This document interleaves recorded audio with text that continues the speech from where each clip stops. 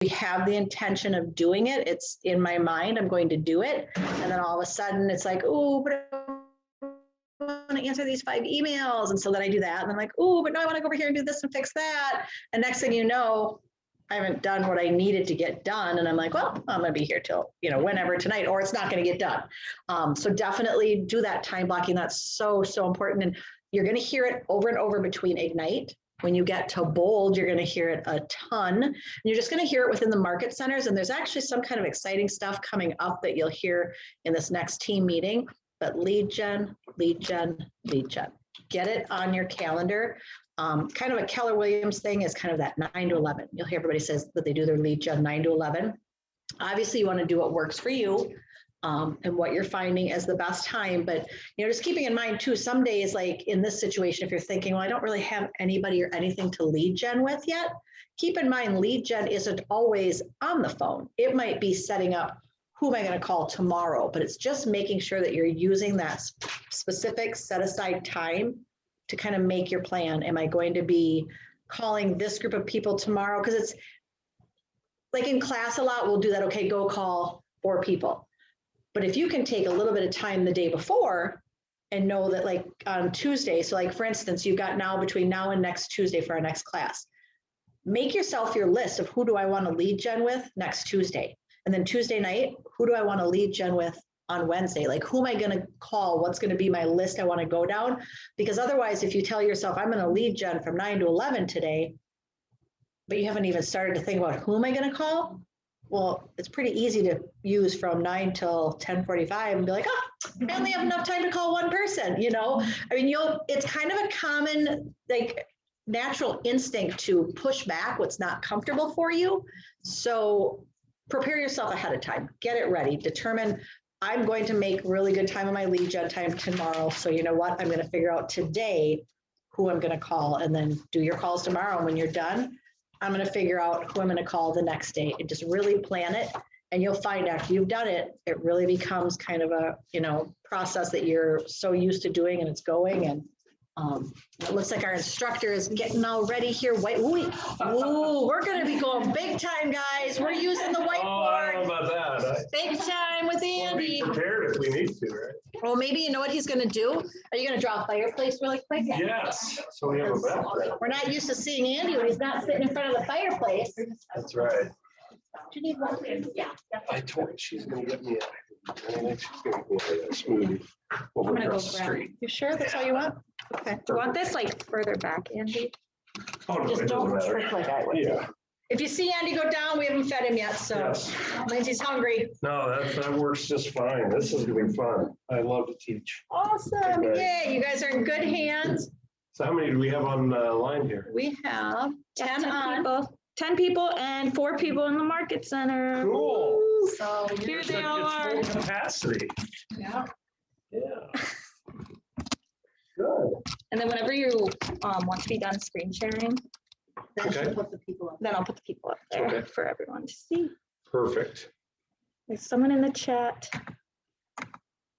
Beth said, I loved the message yesterday about protecting your time.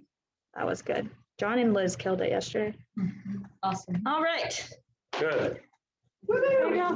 Good. Thank you. Of Appreciate course, it. no problem. Thank you. All right, guys. So how's everybody doing so far? This is what, day 3? Oh my gosh, day 3.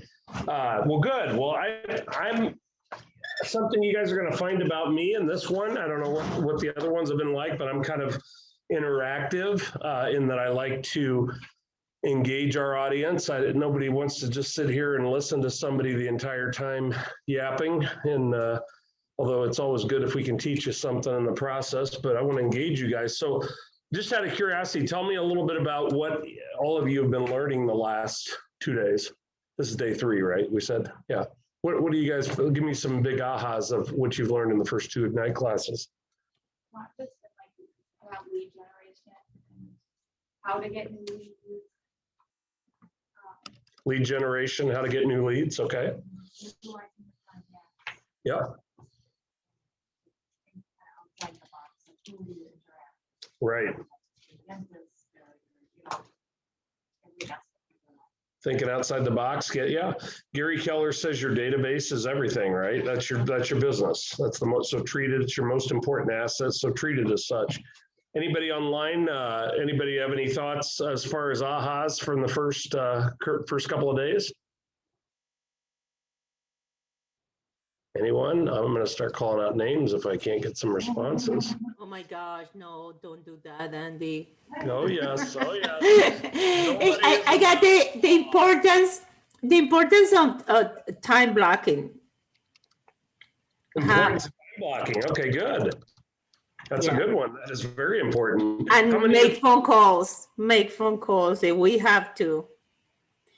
Everything that we That's feel right. uncomfortable is good. Yeah. Martha knows. There's Jody. Jody, go ahead. Oh, I was just going to say, I actually missed yesterday because I was out on appointment. So just a recap would be nice, but it sounds like you talked about time blocking and scheduling. So I don't know if there was anything else maybe. Okay, I didn't teach yesterday. What was the topic yesterday? From yesterday's, It was a day in the life of a real estate agent, you guys. And they copied I think they saved the Zoom, so Oh, good. Gary or Jordan probably Yeah. have it. We'll have to read. yeah, I think you guys will be able to go on there and access those. I think those are taped. So, yeah. Okay, any other big ahas from Ignite so far? Cosby? You missed the class, okay. How about anybody else? Anybody else have any big ahas? Beth, what was your big aha? Me, Beth, is there another Beth on here today? I know there was another Beth on. No, you're the Beth. Uh, You are the I Beth. really liked the idea of protecting your time inside and out.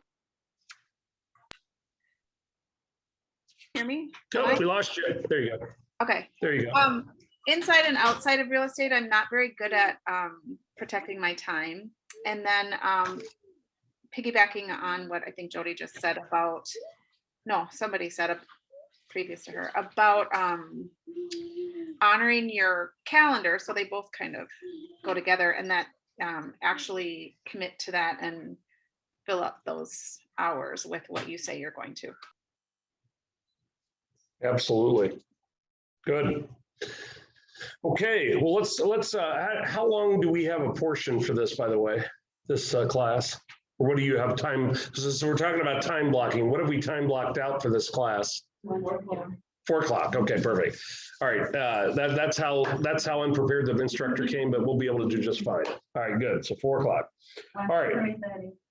What is it? 1 to 3:30. Is that what it is? Oh, you're being funny. All right, I like that. I like that. Okay, has everybody done any introductions? Does everybody know who one another is? You guys have gone through that? Okay, perfect. All right. And everybody pretty much, I'm just looking at all of you on the call here, you're pretty much all new to real estate. So that's good. Okay. So database is really a key thing about your business going forward. It's really everything. And, and then obviously once you get, to understanding how important building a database is and actually being effective at building it, the next thing that we obviously are kind of basing this class on is talking to our customers, right? The title of the course is Powerful Language Gets Results. So, I always say when I'm meeting, some of you probably heard this when we were first meeting on a recruiting level is, you're not selling anything in this business. This is not, people think of this as sales. This is relationship building. This is being relational to people, right? You can't make somebody buy a house, that they may or may not want, right? You have to be relational with people. And for you to first be relational with people, you've got to have a sphere. You got to have a database that you're working toward developing and getting to know people. And you can never have too big of a database. So, I often get agents that come to me and say, Andy, I got 100 or I got 200 people and, I can't think of anybody else. Well, get into relationship with more people. Identify people, even if you haven't met them, that, you can obviously get into a relationship with, or who can introduce you to more people in this industry, right? That's really key for you guys right now starting out is You're going to be frustrated. You're going to be challenged. You're going to be down in the dumps sometimes. Gabrielle's shaking her head. You're going to feel like, God, I just don't see the light at the end of the tunnel in this business. But what you really have to do in this business is get to know a lot of people. It can be a fun business. Social media is a tremendous connector for everybody. I mean, I keep telling our agents, if you're not using social media, you're not going to be relevant especially in 10 years, but maybe not even in 5 years. So you guys have to use the power of social media to connect with people. And it's not that you're selling them anything, you're trying to get into relationship with them, right? That's the first part. We do it even in recruiting agents like yourselves to Keller Williams. We don't try to make it a one pop, proposition that, we're gonna have a meeting with you and convince you that you got to come here. Sometimes it works that way, right? Sometimes we have to get into relationship with people and work with people over time to convince them, get them to know us, trust us, that this is the place for them to do business, right? And to get their career launched and be successful. And then we have to deliver, right? We have to deliver on that value proposition. So you're really no different. You just have to get into relationship with people in a competitive market and figure out how to get them to know you and trust you, and then get them to go to the next level of committing to a buyer agency agreement or a listing agreement and go out and take them home shopping and show them homes. At that point, are you really selling anything? No. The only thing you had to sell was yourself, right? In the process, so to speak. I don't think you really have to sell yourself either. You just have to be in relationship with people. There's a lot of people in this business, by the way, and I'm doing a little bit of a front load digression here. You don't need to oversell yourself. You don't need to work that hard to try and convince people to work with you. You just need to get into a relationship with them, right? So in Keller Williams, we always talk about coming from contribution. So I'm going to ask around to some of you guys. I'm going to offer it first to see who answers, and then I might expand it and pick on a couple of you. But let me ask you this. If you had the opportunity to get into relationship with somebody, what would be your key value proposition to them of why they should work with you? Why would somebody want to work with you guys, right, on an individual basis? What would be your value proposition? Why would you use me as the example? Why are you going to convince me to represent me to buy or sell a house? Have you thought about your value proposition? And you guys may or may not have talked about any of this in the Ignite class yet, but I know Yannette knows what I'm talking about. She's probably heard this conversation before, and Martha is about to hear it at the level she's at. But, here's my question. What is your value proposition to me to represent me? Let me just ask that around to a couple people. Anybody want to take a stab at it? What's your value proposition or offering to me to work with me? Yes, Gabrielle. Well, what I have been learning is that I will like to let them know that I'm just here to help and to educate them why it helps them and how it gives them as what it will help them in the purchase of a home. What it gives them. You're an advisor. It's You're a not consultant. something that they just going to get a win today. Well, they will get it today, but eventually, like with saving through time.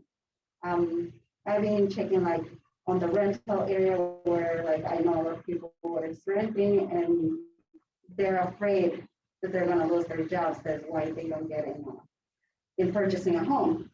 But I have come to the idea that because that has been my objection so much, is that it's like, okay, no matter what you have to find to pay your rent, what if you do it? But this time it's just going to be for you. Mm-hmm. Yeah, that's fantastic. Can you guys hear okay? On the folks online, can you hear that okay? Yep. Yeah, that was great. Yes. Conversation? Yes. Okay, good. Who else? What? Give me a value proposition. How are you going to sell? Let's say I'm looking to buy a house. Let's role play that. How are you going to convince me to buy a house through you, or even to hire a realtor for that matter? You can trust me? Because you know my. Okay. If we get into relationship with somebody, we are going to be more apt to perceptively trust them, right? We don't have to know somebody for years to be able to perceivably trust somebody, right? I mean, people get pretty comfortable after meeting you once or twice that, yeah, this is somebody I think I could trust, right? in this business, right? Who else? What? So that's a good one. How are you going to convince me to be, as a buyer, to buy a house through you and trust you and work with you as an agent? What's your value proposition? I think for me, at least with my background in interior design, I know trends, I know what people want in houses, and like I can kind of see the vision of what something can become and can talk through back to people. So Nice. I feel like that would be Good. So interior design background, you can help them with their vision for what that house would look like, or what they'd want their home to look like, where they might want that to be. That's sort of, okay, good stuff. Give me one more example. Online folks. Jody, you've been in this. Yeah, go ahead. I think sometimes like I question my own value, which is hard for me when I'm trying to compete against people that have been in the market for a really long time. So like maybe my value might be like I'm super available and can be committed to you instead of these other, wildly successful agents that can't necessarily devote their, all their time and attention to you. Good one. Good. Jody, I'm going to pick on you. I have to ask you one, just put you on the, as somebody who's been in this. Sure. Okay, hang on 2 seconds. We're doing a little technical stuff here.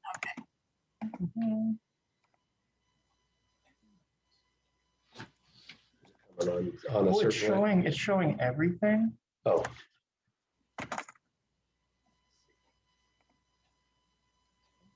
Stop our screen share real quick. okay. I'm gonna share.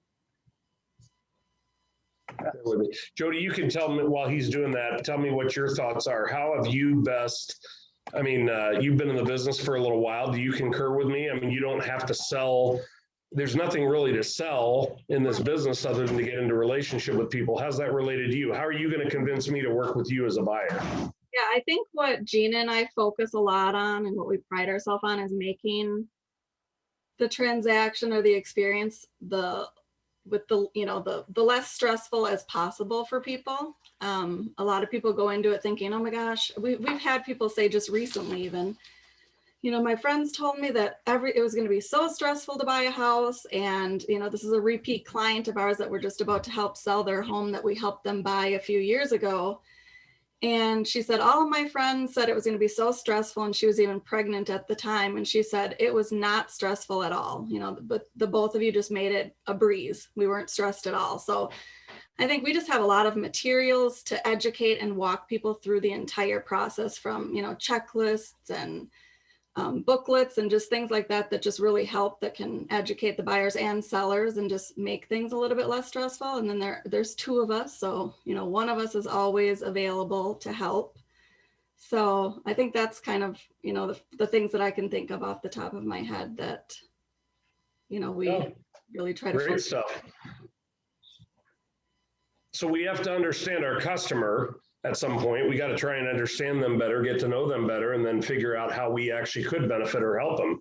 If we were working with a woman who was pregnant in the home buying process, that would be a perfect thing I would think of too, is how do I make this less stressful and, wearing on that person, because even though this is a necessary thing for them to do, the last thing in the world they want to do, being pregnant, is have to be stressed out about the home buying process. So we got to understand our customer, don't we? Right. Look for opportunities, in that understanding. There's an old saying, Stephen Covey, it's one of my favorite sayings: first seek to understand, then be understood.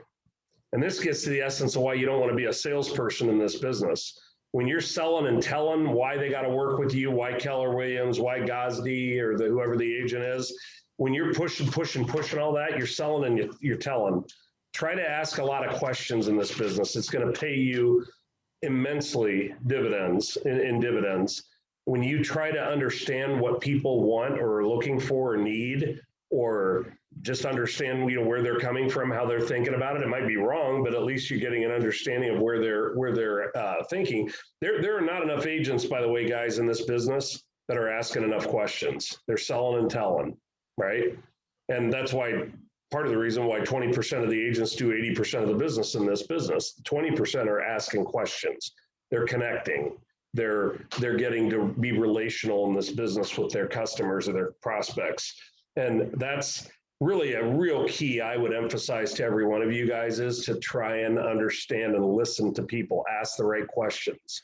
You know, which when we talk about powerful language gets results, I mean, that's the essence of this, isn't it? You know, language, you can either sputter it all out and, have verbal diarrhea every time you try to talk to somebody about why they need to work with you and why Keller Williams and, whatever your spiel is, or you can try and ask a lot of questions. I find when I go recruit some of the top agents in this business to come to Keller Williams, I have absolutely positively developed my entire conversation anymore around asking questions and selling less, selling Keller Williams less. They'll ask me the questions they want to know about Keller Williams. I just want to understand them. Their current brokerages don't even ask them enough questions or want to be in a relationship with them on that level. So this is so key for you guys as you move forward in this business, to make sure you're asking a lot of questions, you're relating to people that way, you're showing empathy and understanding that you want to understand what it is they need. You will stand out right there by doing that as a unique realtor out of the 3 or 4 or 10 that they're talking to or considering.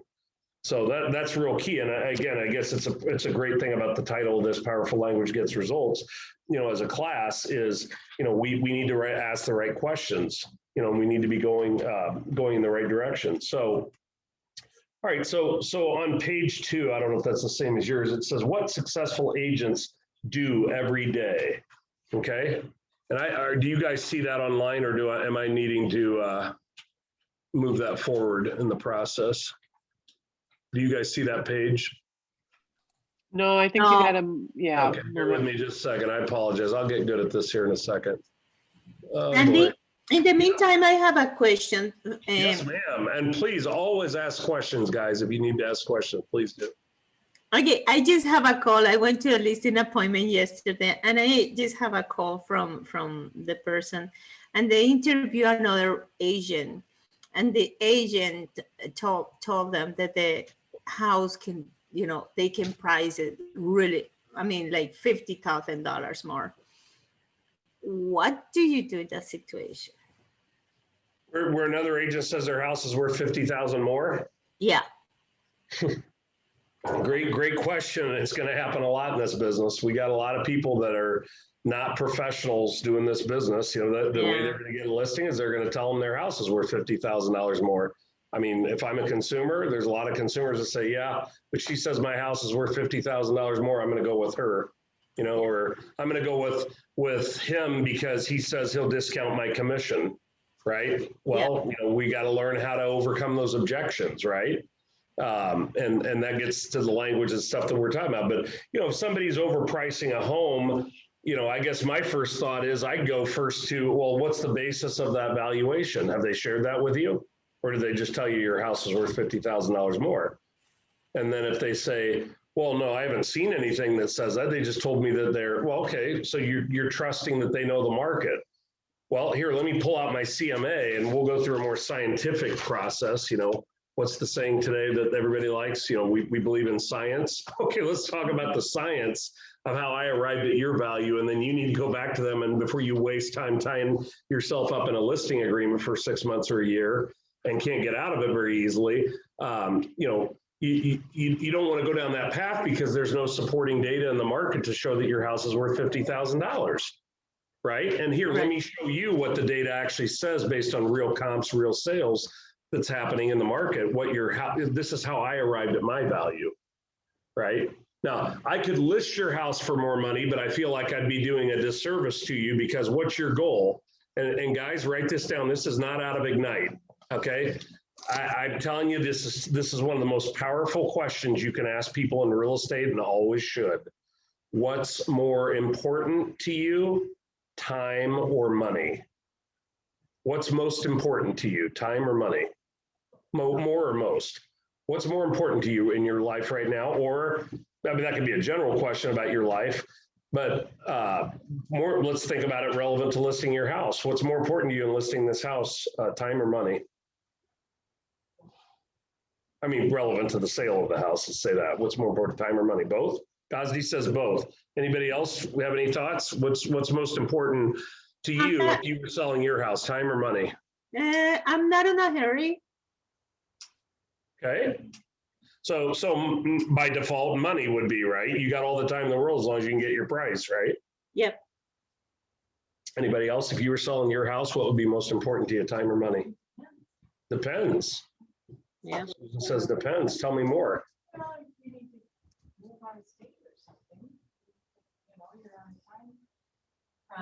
Yeah. Being relocated. Yeah, you're being relocated. You got to be in a new job by a certain time. Of course, time is going to be relevant, right? Mhm. Right. Andy, Yeah. I think this is good. I think that would be a good time to explain about the detriment of overpricing your house, especially in this market. When it sits too long, everybody's going to wonder what's wrong with that house. That is huge important when that question comes up, I think. That's right. Days on the market, right? What's that? That's a good one, Lisa. Thank you, Martha. You know the right one? Oh, it's this page right here. You don't have that? Okay. All right, I apologize. Hang on a second. Let's make sure. Andy, can you Yeah, show go that ahead. on the camera too? I want to see what page you're looking at, please. Yeah, hang on a second. I might have to Okay. get somebody in from the front desk because I don't, for whatever reason, my page she was saying she doesn't have. You don't have that? Okay. All right. Well, let's figure out why. And do you have the one that says what? Okay, maybe these might, they could be possibly two internal. Yeah. Yeah, they could be. So just so I'm clear, bear with me guys a second. Or do they have these pages or these my pages? Those are yours. Okay, so that's why. Hey, Jody, Got it. Jody, I like your flowers. Either anymore for some reason it's not screen What'd you sharing. say, Martha? I say, Jody, I like your flowers. Oh, I thought she said Jordan. You're like, what? What do you thought I say, Jordan? I thought you said Jordan. I was like, oh, hey. Hi, Jordan. Hi. Okay. All right, so guys, we're just having a discussion here about some things. So You were caught on the Lisa- video. Yeah, Lisa, so she's getting the screen share back up. So Lisa, Sorry. you bring up a good point about, let's just kind of finish that thought because I think it's a valuable one for everybody on in the training here.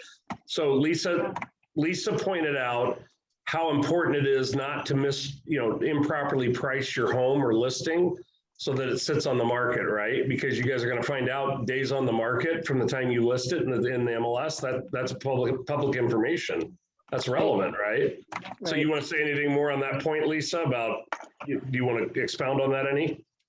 Well, I will share with you guys my experience.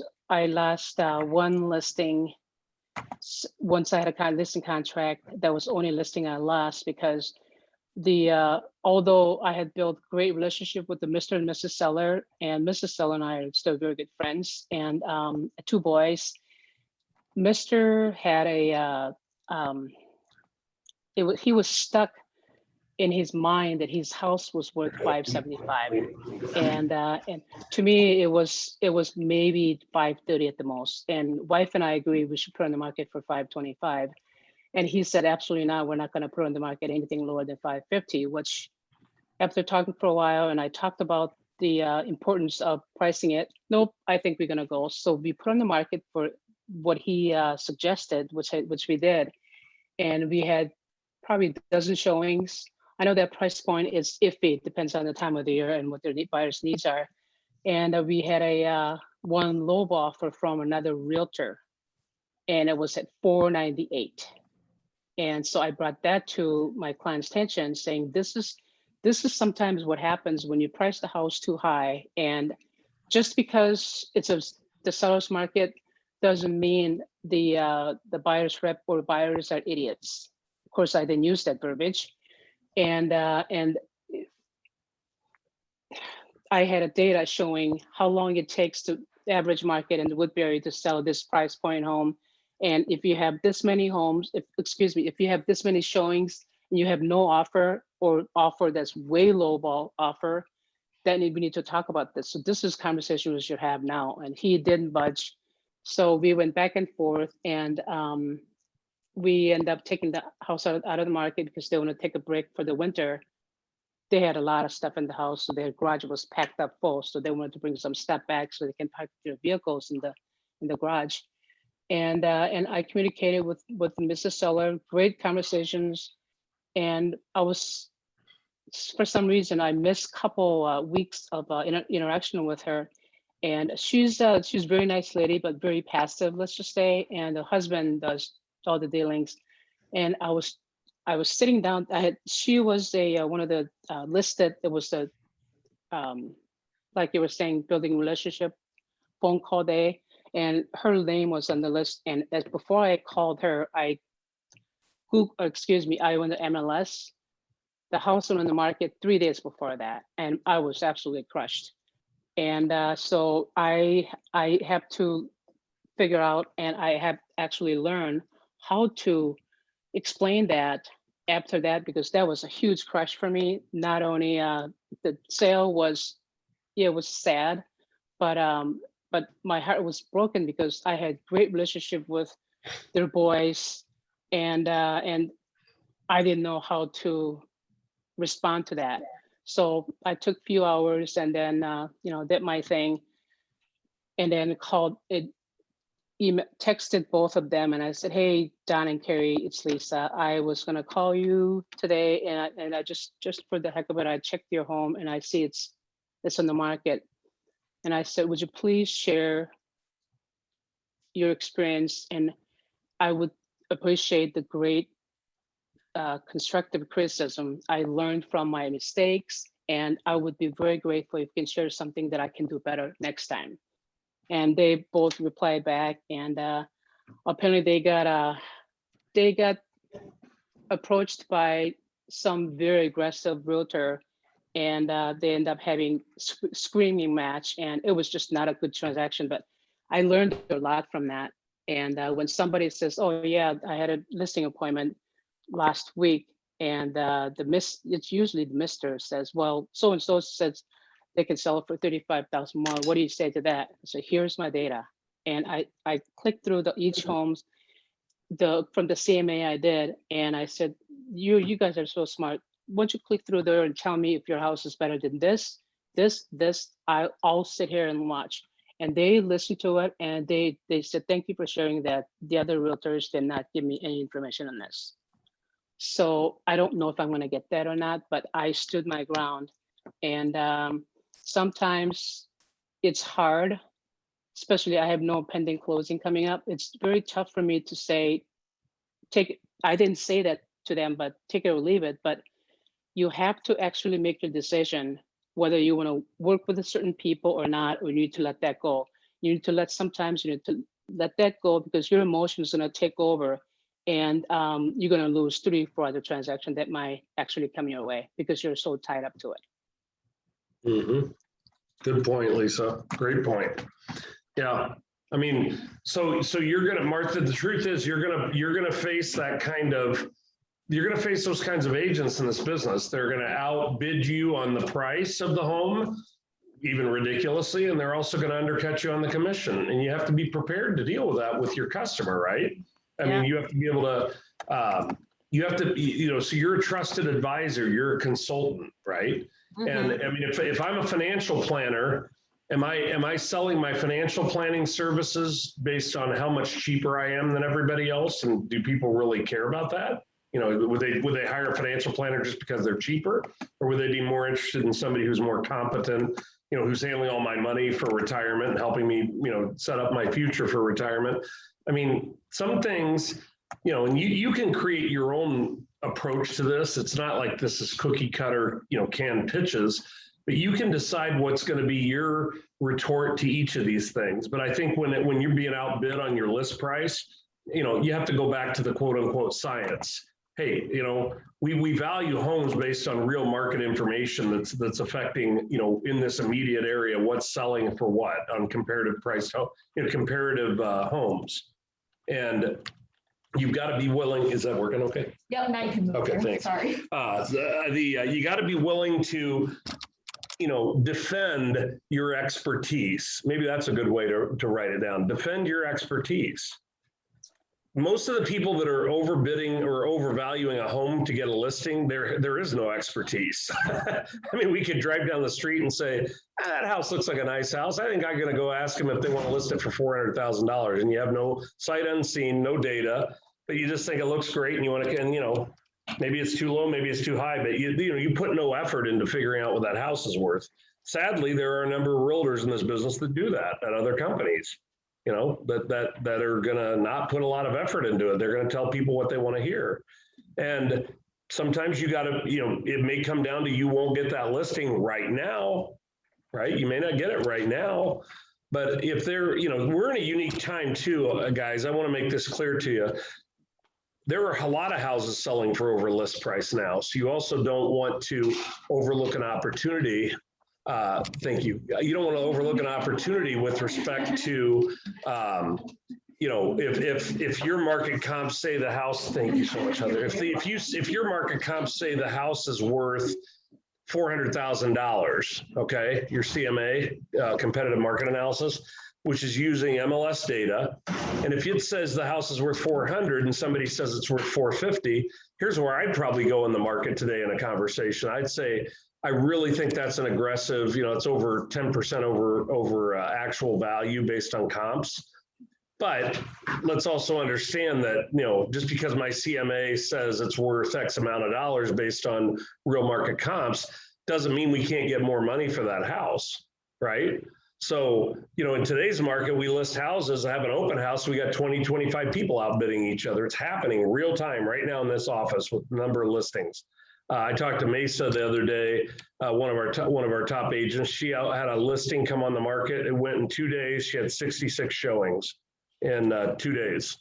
So, it's an insane market. And so now we're getting into supply and demand economics. When we lack supply, demand is so high, people are actually willing to pay more than what list price is for a house, so long as it appraises. We still got to get it to appraise if there's financing involved. So, you got to be careful with this, but I guess the message I'm telling everybody on this call and on this training is, if our CMA says it's worth 400 and we got another agent saying they'll list it for 450 or 480 or 500, you need to have a conversation with your client about that and say, well, what were you expecting, to get in terms of the value of this home? Well, I'd like to get as much as possible. So the 450 sounds really great. I think that might be a little bit aggressive, but we could list your house. If the CMA says for 400, we could list the house for 420, in the market today. We could be a little over in this kind of a market. We could be a little over theoretical list price based on what the market analysis is telling us, right? We just don't want to be ridiculous. We don't want to go up 20%, 30% over list value. Or over market value, I should say, what we're determining based on real comps that are happening in the market. This house is realistically worth in the market because it's a crazy market. I'm not going to, and none of this is, again, stuff straight out of a book that we could have a conversation around and tell you exactly how to handle these things. You have to use your good judgment in a market like this. That's clearly a seller's market, right? So yeah, don't overlook an opportunity to get a listing at above market, what we're determining market value based on what your CMA says, but just don't get crazy and be one of those realtors that, well, in order for me to get the listing, I'm going to tell them it's worth $100,000 over their realistic value for this house. Does that make sense to everybody? Yeah. Thank you, Andy. Yeah.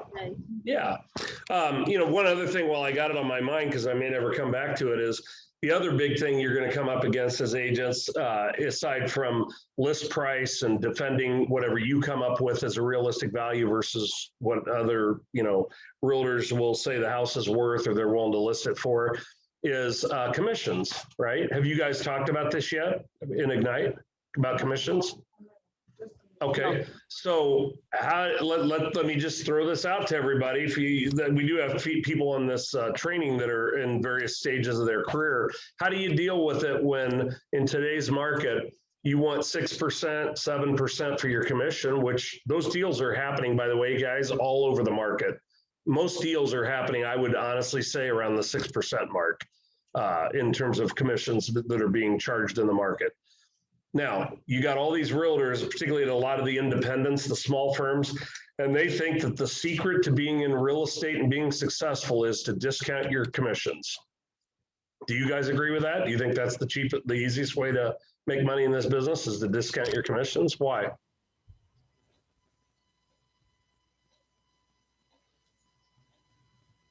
Well, I mean, if your consumers want to pay the least amount of dollars, it seems like it makes sense, doesn't it? Discount your commissions, right? Would that seem logical? Offer discounted commissions? Well, I'll do it for 4.5. I'll do it for 5%. I actually did lower commission for my first listing. You did? Yes, they are my good friends and it's my first time listing. Great. So I asked lower price, lower commission. Okay. So I'm going to reshare that with everybody. So Gazdi here, who is going to be a terrific realtor in her career, she's just getting launched and got her first listing. And she said, I willfully lowered my commission because they're good friends of mine. And I wanted obviously to get that business and help them out as my good friends and also have the opportunity to get my first listing. I think there's nothing wrong with that. Normally, I'm going to tell you not to discount your commissions, but that's okay because she's looking for her first piece of business. These are her good friends, and she's willing to maybe make a little bit less on this transaction, her first transaction, and get some momentum launched. So yeah, I mean, I'm not going to sit here and tell you guys that there aren't some rare instances where it might make some sense to lower your commission dollars, but that's up to each person. To decide. I mean, overall, don't lower your commissions. You don't need to. I just told you guys something a few minutes ago, which is most transactions in this market are selling at 6% total commissions. So follow the market. If the market's 6%, you can get 6%, right? You might be able to, I got agents in here still closing deals at 7% commission. You know why? Because they asked for it. They may have to defend it. Fine. They must do a good job of defending it. They get the money, right? Any other thoughts with the folks online about this? Are you willing to discount your commission and why?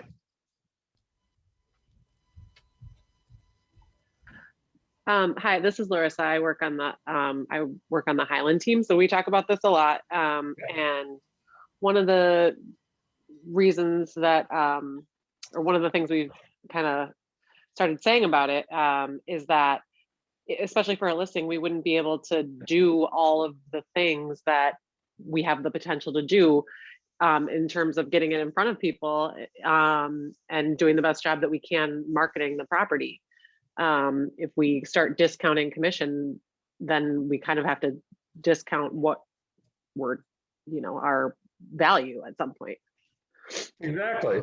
So is there, with what we charge and earn, is there a proportionality to the value of the service? I mean, in other words, isn't there a reason we're charging whatever we're charging, 6%, 7%, 5%, right? Just like with anything, you pay something, I always say value is in the eye of the beholder, right? So if you need something as a service, you get to determine as the consumer what you want to pay for that based on any number of criteria. I like this person, I trust them, I'll pay them 6%. I don't like that person, or I'm maybe not as certain about that person. And by the way, I just had an agent in here that said they'd do it for 5. So you know what? Now that's my new threshold. I want 5%. I mean, whatever their basis for looking at commission dollars. I mean, can we all agree on something here, guys? Do you guys ever come across that many clients, the ones of you that have already been in the business for a while, that just open their door and say, I've been waiting for you to come so I can pay you $15,000 to sell my house. I've been waiting for this moment. I love that you showed up. I want to pay you whatever you need or want, and I can't wait to give you $15,000 equivalent in commission to sell my house. Do you guys have that experience? Any of you that have been in the business a while? I wish. Yeah, don't we all, right? No, you're usually having to defend what you charge, or defend it or substantiate it based on the stuff that you're going to do, right? Isn't that what we do as consumers? We want to know especially if I got to pay $15,000 for something, I want to know what I'm getting for $15,000, don't I? Right? Yeah. So we don't want to presume anything with the consumer that they're not smart or that they aren't willing to be discretionary about how they make decisions about commissions. Not everybody's looking to pay the cheapest commission. So what a great thing if you ask them what's more important to you, time or money. Remember that question I told you to write down earlier? Yeah. Well, if I come back and say money, okay, no, actually, let's reverse it. I come back and say time. I need to sell my house in the next 45 days. I mean, certainly have a market to do that. but I'm the guy that said I have to sell my house in 45 days and be moved. But I also told you that I had a realtor tell me my house is worth $50,000 more. How would you overcome that objection? I want you to list my house for $50,000 more than you're saying it's worth, and I need to sell my house as quick as possible. Anyone want to take a crack at that? How are you gonna counter me on that issue, or come back and address that issue with me? You told me my house is worth 400. I want 450, and I need you to get it sold in 45 days. How are you going to counter that? Think about it. Well, in order to properly market it and get it in front of as many people as quickly as we can, I'm going to need to, I don't know. I lost it. You're on the right track. Yeah. Go with it. You're on the right track. Finish that. Think about it. Well, We'll get there. I totally lost it. We'll have to, I have to use my resources, which cost money, and that's the price of that'll be the price of doing business. That's what I'm trying to boil it down to, but yeah. You're there, Yvonne. Good job. You're on the right track. All right, so let me role play this with you. I'll be the agent. I'm talking to Andy Noble, right? Mr. Noble, I asked you the question in the beginning, what was most important to you, time or money? And you said time. You're relocating.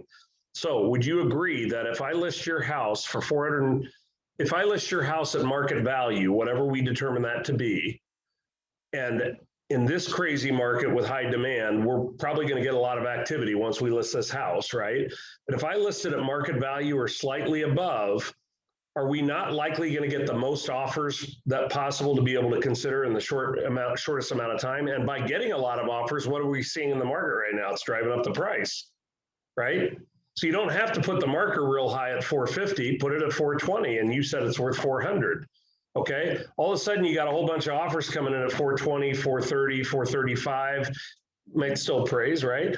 And at the end of the day, you're doing a service for your customer because you're getting the house sold quickly, which is part of their key criteria, right? So now how I would counter that, if this person said, well, I can sell it for 450 or 475, I'll list it for 450 or 475. All of a sudden the argument is, well, maybe I won't get as many offers, right? It's pretty high over market value. How does that help you, Mr. Noble, in needing to move in 45 days? That's going to take more time, right? So didn't I just shift the whole conversation back to what I listened to them tell me, and I asked a key question: what's most important to you, time or money? Because if you didn't ask that question, how do you know where to go with the conversation, right? Does that make sense? I mean, really think about that. That is a powerful question. I asked some of you guys that as recruits, if you remember. I know a couple of you, I asked that question. Hey, by the way, getting into real estate and career transitioning right now, what's most important to you in your life, time or money? That relates to your career, especially if you're part-time or full-time, right? How much money you want to make, right? And by the way, those are inextricably sometimes tied together. Well, how much time do you have to put in this business every week in order to make X amount of dollars, right? So time and money are often inextricably tied together, and you can use that as by the way, do you think many realtors are asking their clients that question? I bet hardly any of them, if any. I would probably say none of them. They're not asking their client that question. So again, are we selling and telling, or are we asking questions? The powerful language that we can develop in this business, right? To be good realtors, right? Any questions so far? Comments, concerns, ahas, up to date? I'm worried you guys are asleep. That's what I'm worried about. Anybody online? All right. Okay, so we're going to focus on today growing your business, and also we're going to talk about some things relevant to running your business, right? Okay. So we often say, in this business, are you working in your business or are you working on your business? Does anybody know the difference between those two things? Working in your business versus working on your business? You guys actually need to do both. I'm gonna defer to my pros, Jody, Lisa, Martha, Yvonne, any of you guys that have been in the business for a while. How would you think about that? What's the difference between working in your business and working on your business? Andy, Yeah. can I say a joke? For me, it's the same with my English. In and on is the same. Oh, okay. In and on is the same in Spanish, in Hispanic culture and language. Okay. In and on is the same. Oh boy, I got myself into a quandary there. All right.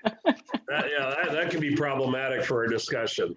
All right. Well, we're going to go outside of that, Martha, and still work with the others. Let's just say in and on are definitely different.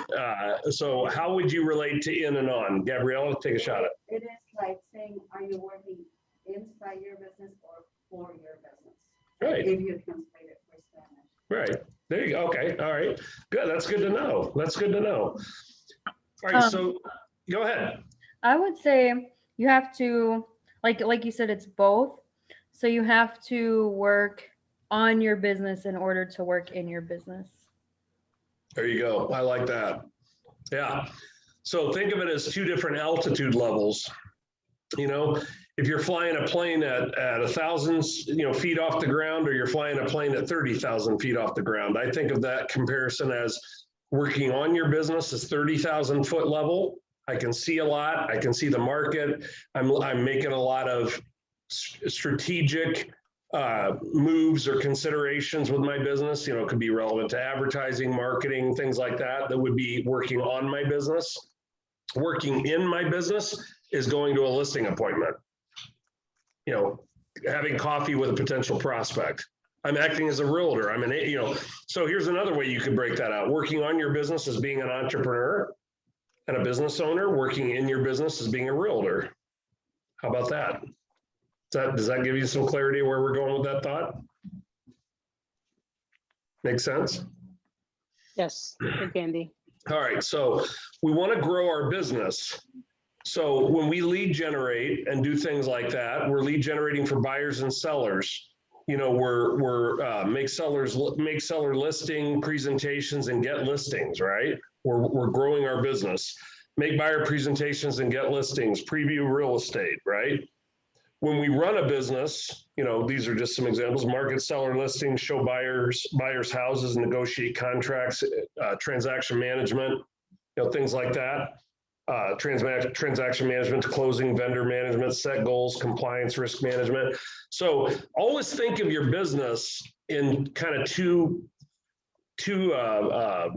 dimensions, right?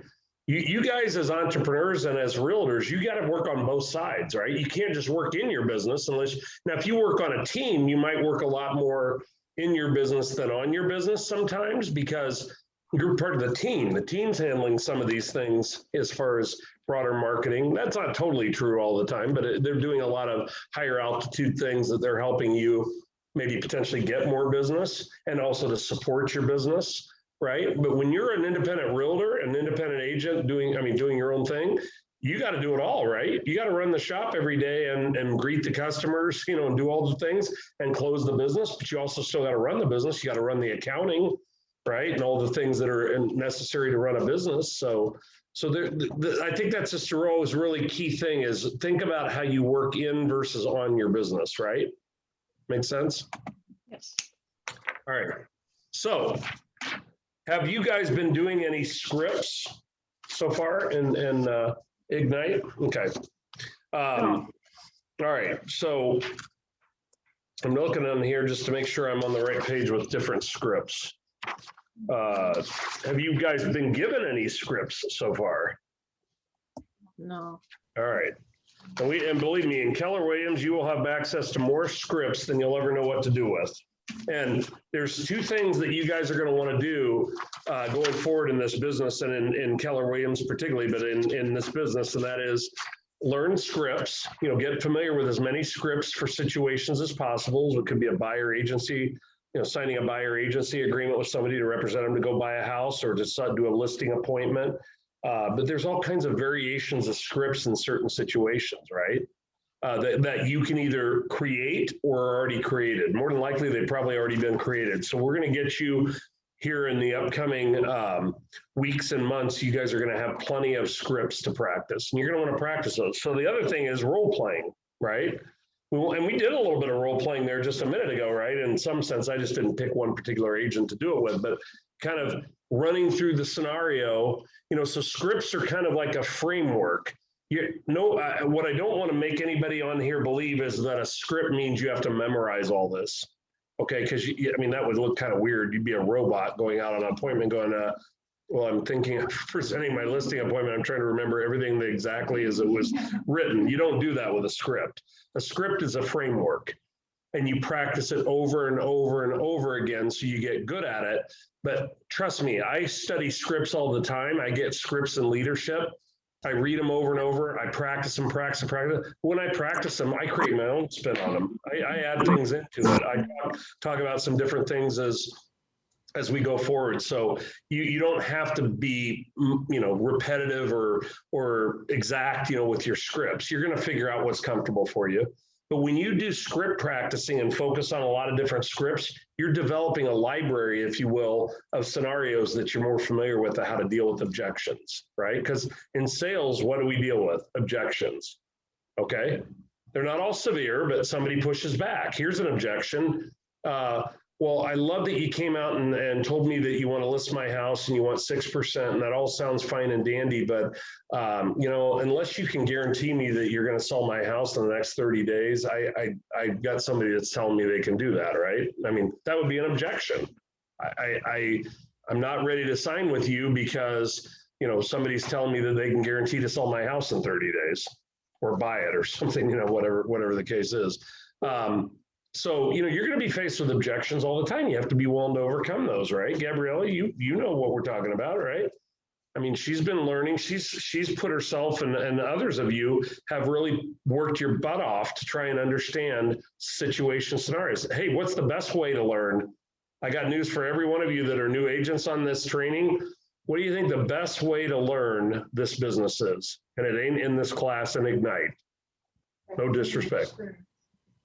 Getting out there and getting dirty and doing it. Getting on the phone, making phone calls. Don't overthink this business. This is not complicated. It is not rocket science. It seems ominous to you all right now that, oh my God, how am I going to get my first deal? How am I going to make a full-time living in this business? It's not that hard. You find your first deal, your second and third are going to soon appear, if you're doing the work. You're going to find them. Gabriella knows what I'm talking about. She's worked her butt off in this business to get where she's at right now.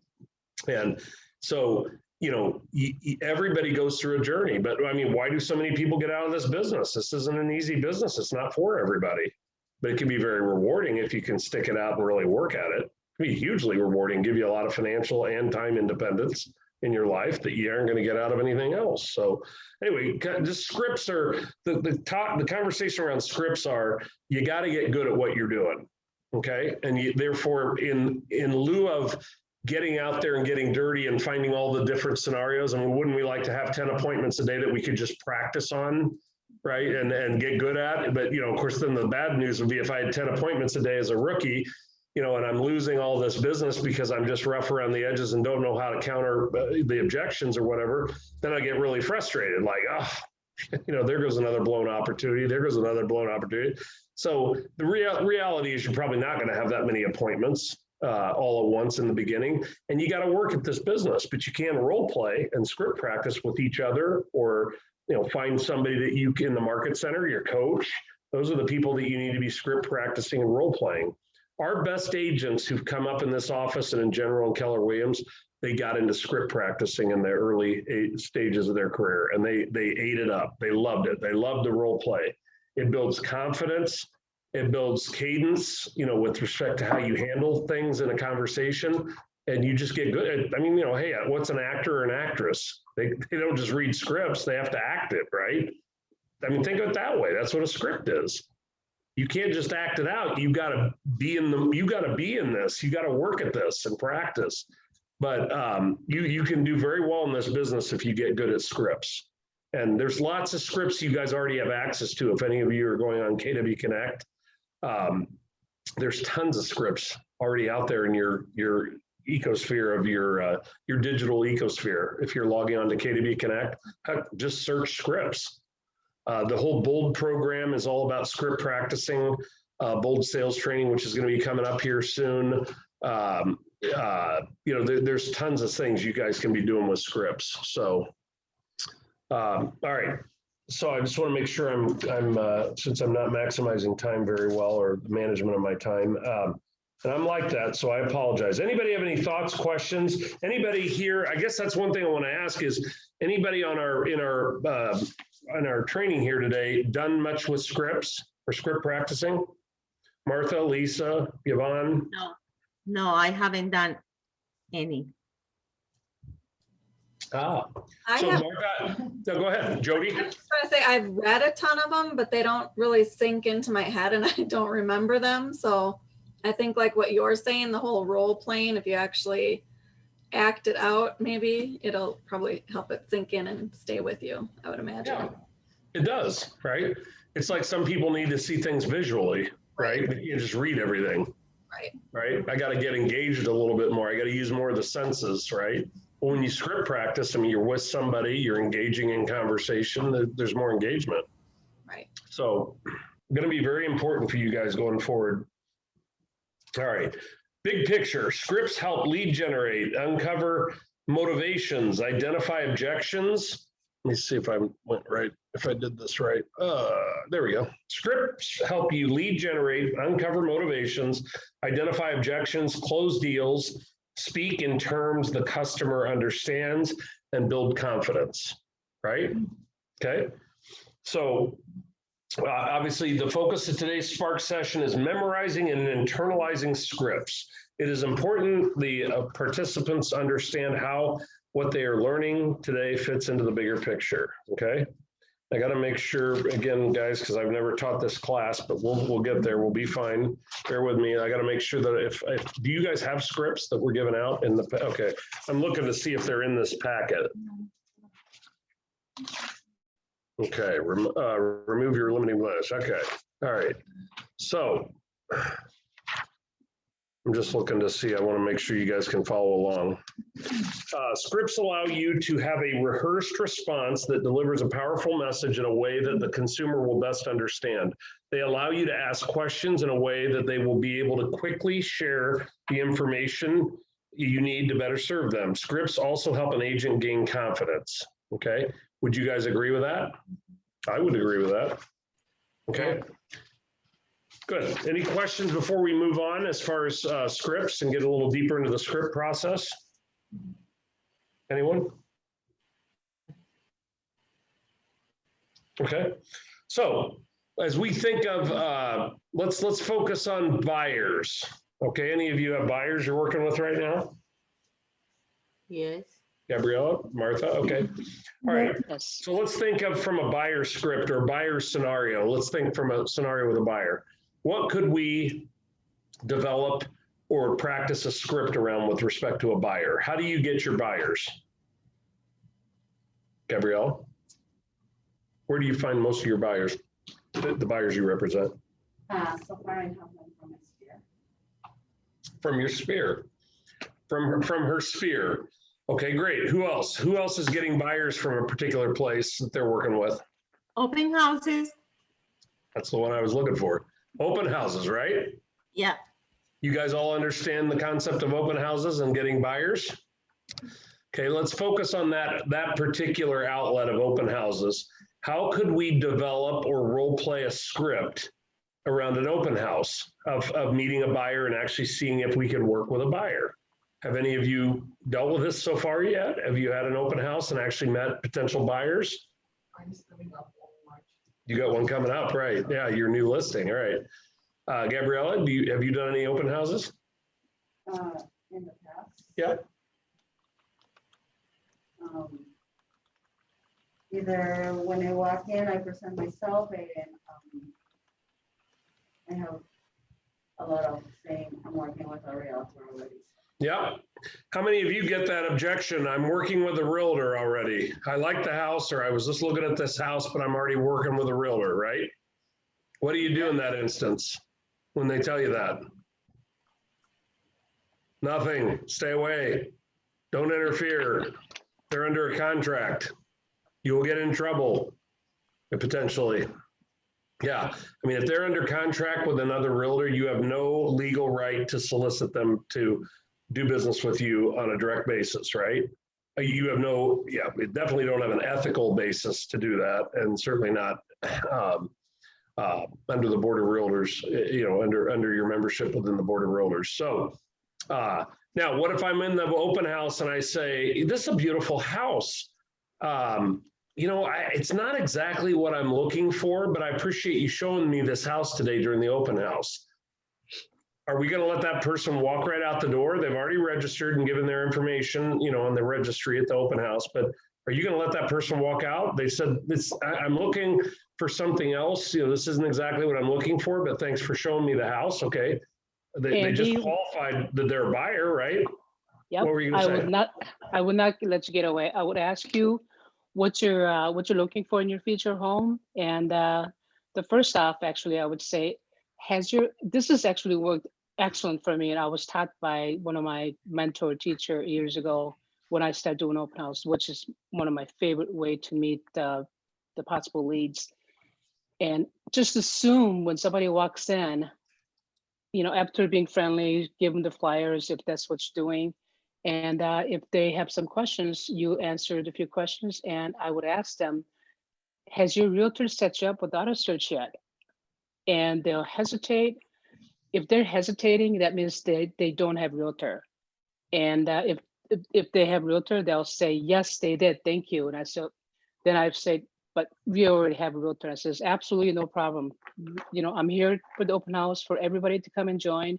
Feel free to walk around and let me know if you have any questions that I can answer for you. And then I let them go. But if you have a realtor, if you're not working realtor, and you know, sometimes open houses you're a little slow, then I pull up my laptop and it says, I have a little time. If you have time, what are you looking for? And I punch in the stuff, their criteria, and I said, have you seen these? And so I was able to lead them into showings just after open house. It was just across the street. I can do it at 3:15. Would that work for you? Oh, sure, that'll be great. So I met the leads that way. And it's about asking questions of what their needs are. And you know, when you're putting the criteria, how many bedrooms and square footage, and if they're, let's say their budget's not so well, you're at $250,000 to $300,000 range, you're looking at this area, and it said we want to, you know, like 3 bedroom, 2 bath, 2-car garage, and I would go down the list. I said, if the right home comes, are you okay starting with the 1 garage or 1 bathroom if there's room to add another one? Oh yeah, absolutely. Then I'll say, because we have the inventory is so low, sometimes when you constrain and the search criteria, that you may miss out the home that'll be perfect for you. So that's what I'm looking at. I love it. I love it. All right, so everybody, you can read this out loud. Read the top part of the understand scripts in quotes. Did you find everything you were looking for? Okay. You guys want to read that all out loud? I guess that's what my slide says to do.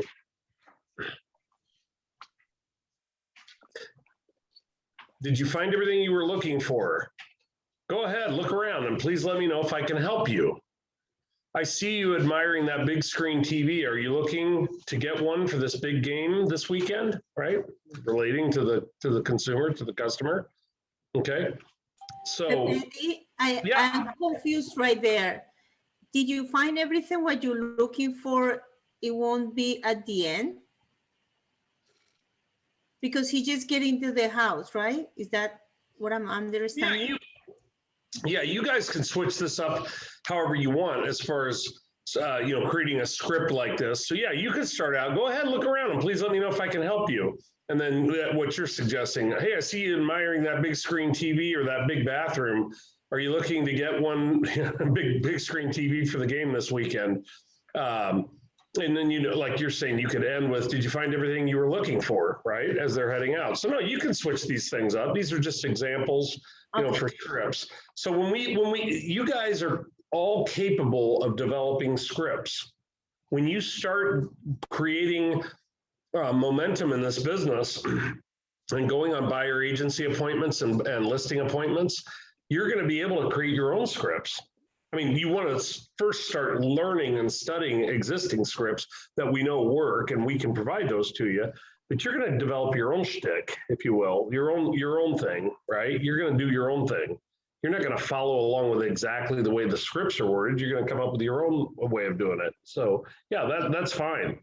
Have any of you, raise your hand if any of you have heard of any of these phrases or anything like this as far as scripts? If you've been in an open house, you probably heard them, right? From a realtor, right? What would be another example of this script here when you're in an open house, you're the realtor holding the open house, and what would be an example of something else you could say to your prospects, the people that are looking at the house? What brings you in today? Perfect. Yeah. What else? Do you guys live in the neighborhood? What was that, Martha? Do you guys live in the neighborhood? There you go. Do you live in the neighborhood? Mhm. Right? Or around here? A lot of people might have questions about schools or try to be knowledgeable about the community that you're showing in. Perfect. Yep. Schools are always important, aren't they? To why they're looking in that particular neighborhood, right? By the way, Oh, sorry. go ahead. We always ask too if this is their first open house that they've been to for the day, or if they've went to others in the area. That's a good one. Really good. Quantify your prospect. I mean, by the way, this is a good point. This is a good time to ask this question. Out of 10 people that walk through an let me rephrase it. How many people that go to open houses actually buy that house? Gabrielle says 1. Very rare. What would you say? How many people buy Lynn Francis in the back of the room? I'm going to ask the pro here. How many people that go to open houses actually buy that house? None that I've experienced. I would say maybe 5%. Wow. There you go. So we had 0, 1, and 5%. 1%.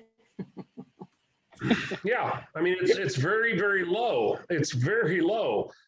So this is a buyer opportunity to find buyers. Now, do you need to do open houses? Because when you list a house, does the consumer public believe that it's important for you to show their house through an open house? Give it market exposure, right? Convince people to buy that. Of course they do. That's natural. People that own homes want you to do something to earn commission. They want to see you marketing their house in the marketplace. I would say the biggest thing that you run into is other agents are sending their clients to the open house. And that's Interesting. When you're standing at the open house, that's annoying, but I'll bet 70 to 80% of the people coming through is because their agent told them to go see the open. There you go. That's interesting. Yep, I've also had that also. Can someone say what they're saying? You can't hear them. You guys can't hear that? Not very well. Yeah, Lynn was saying that a lot of the people that will come through open houses are being sent there by their agents.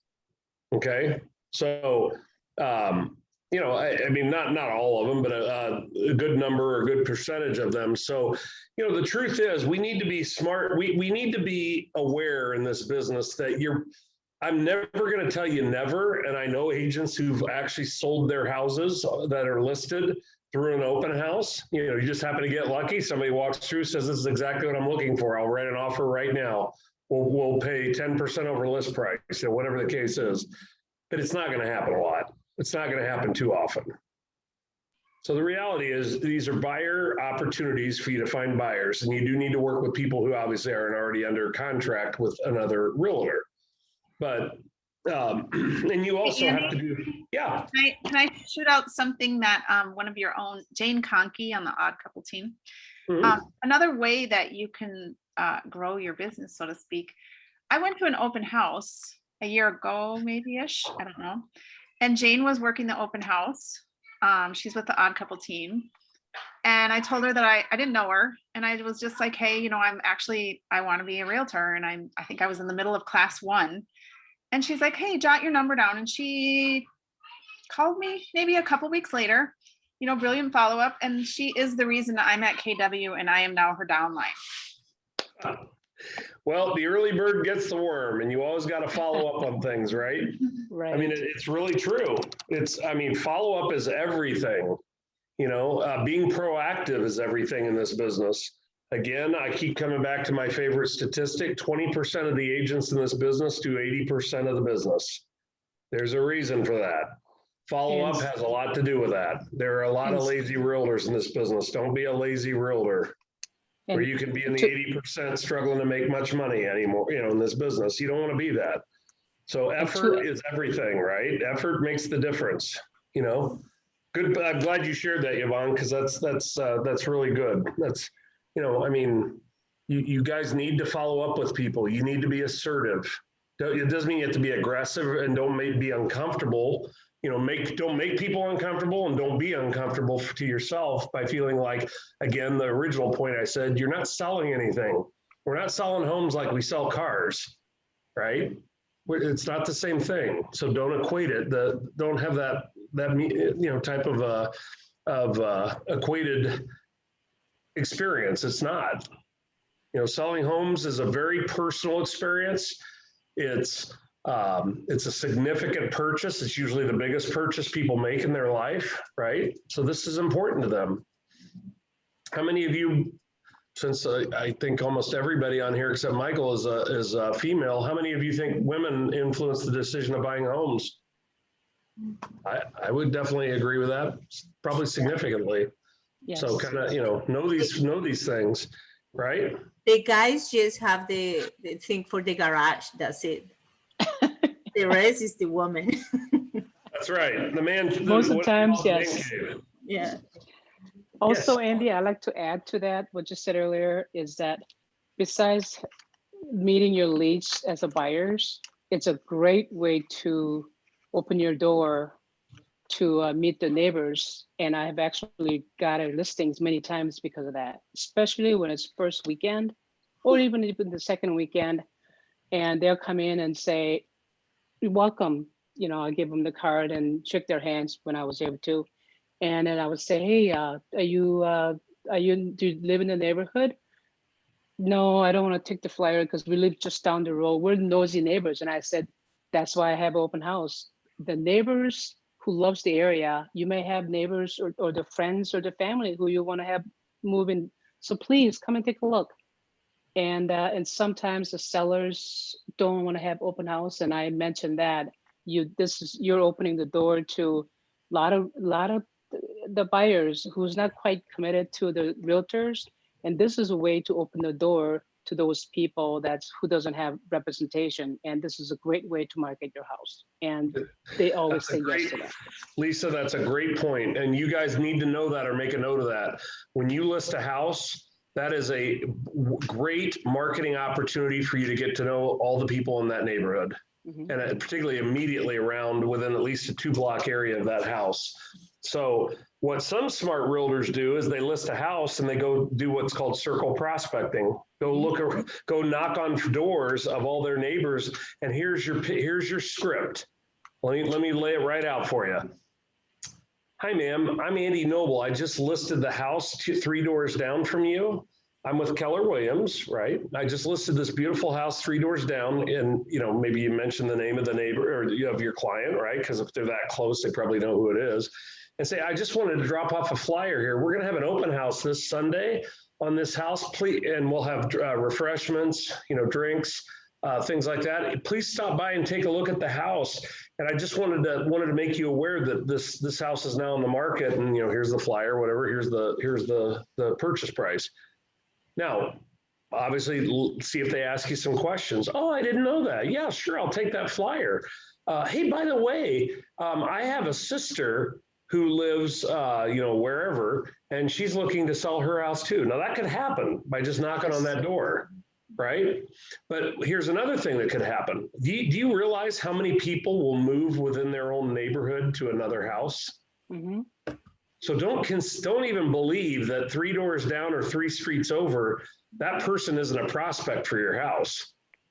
That I know, I have personal friends I know that have done that in neighborhoods. where they want to upgrade. They want to buy a bigger house. They want to buy a house with a pool or a different, type of place. So the people in that neighborhood are not off limits to be potential clients of yours or the prospect that's going to buy that house.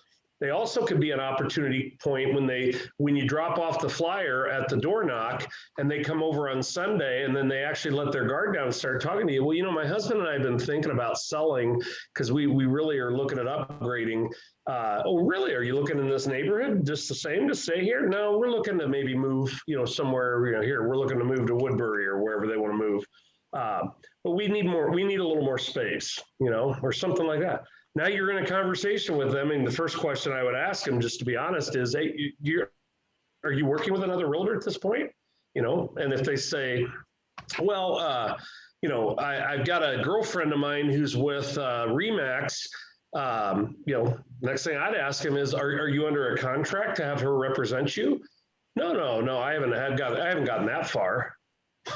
I mean, this is a person you can do business with. That's not unethical. That's not illegal or against any rules, as long as you validated that person's not under a contract agreement to be represented as a buyer.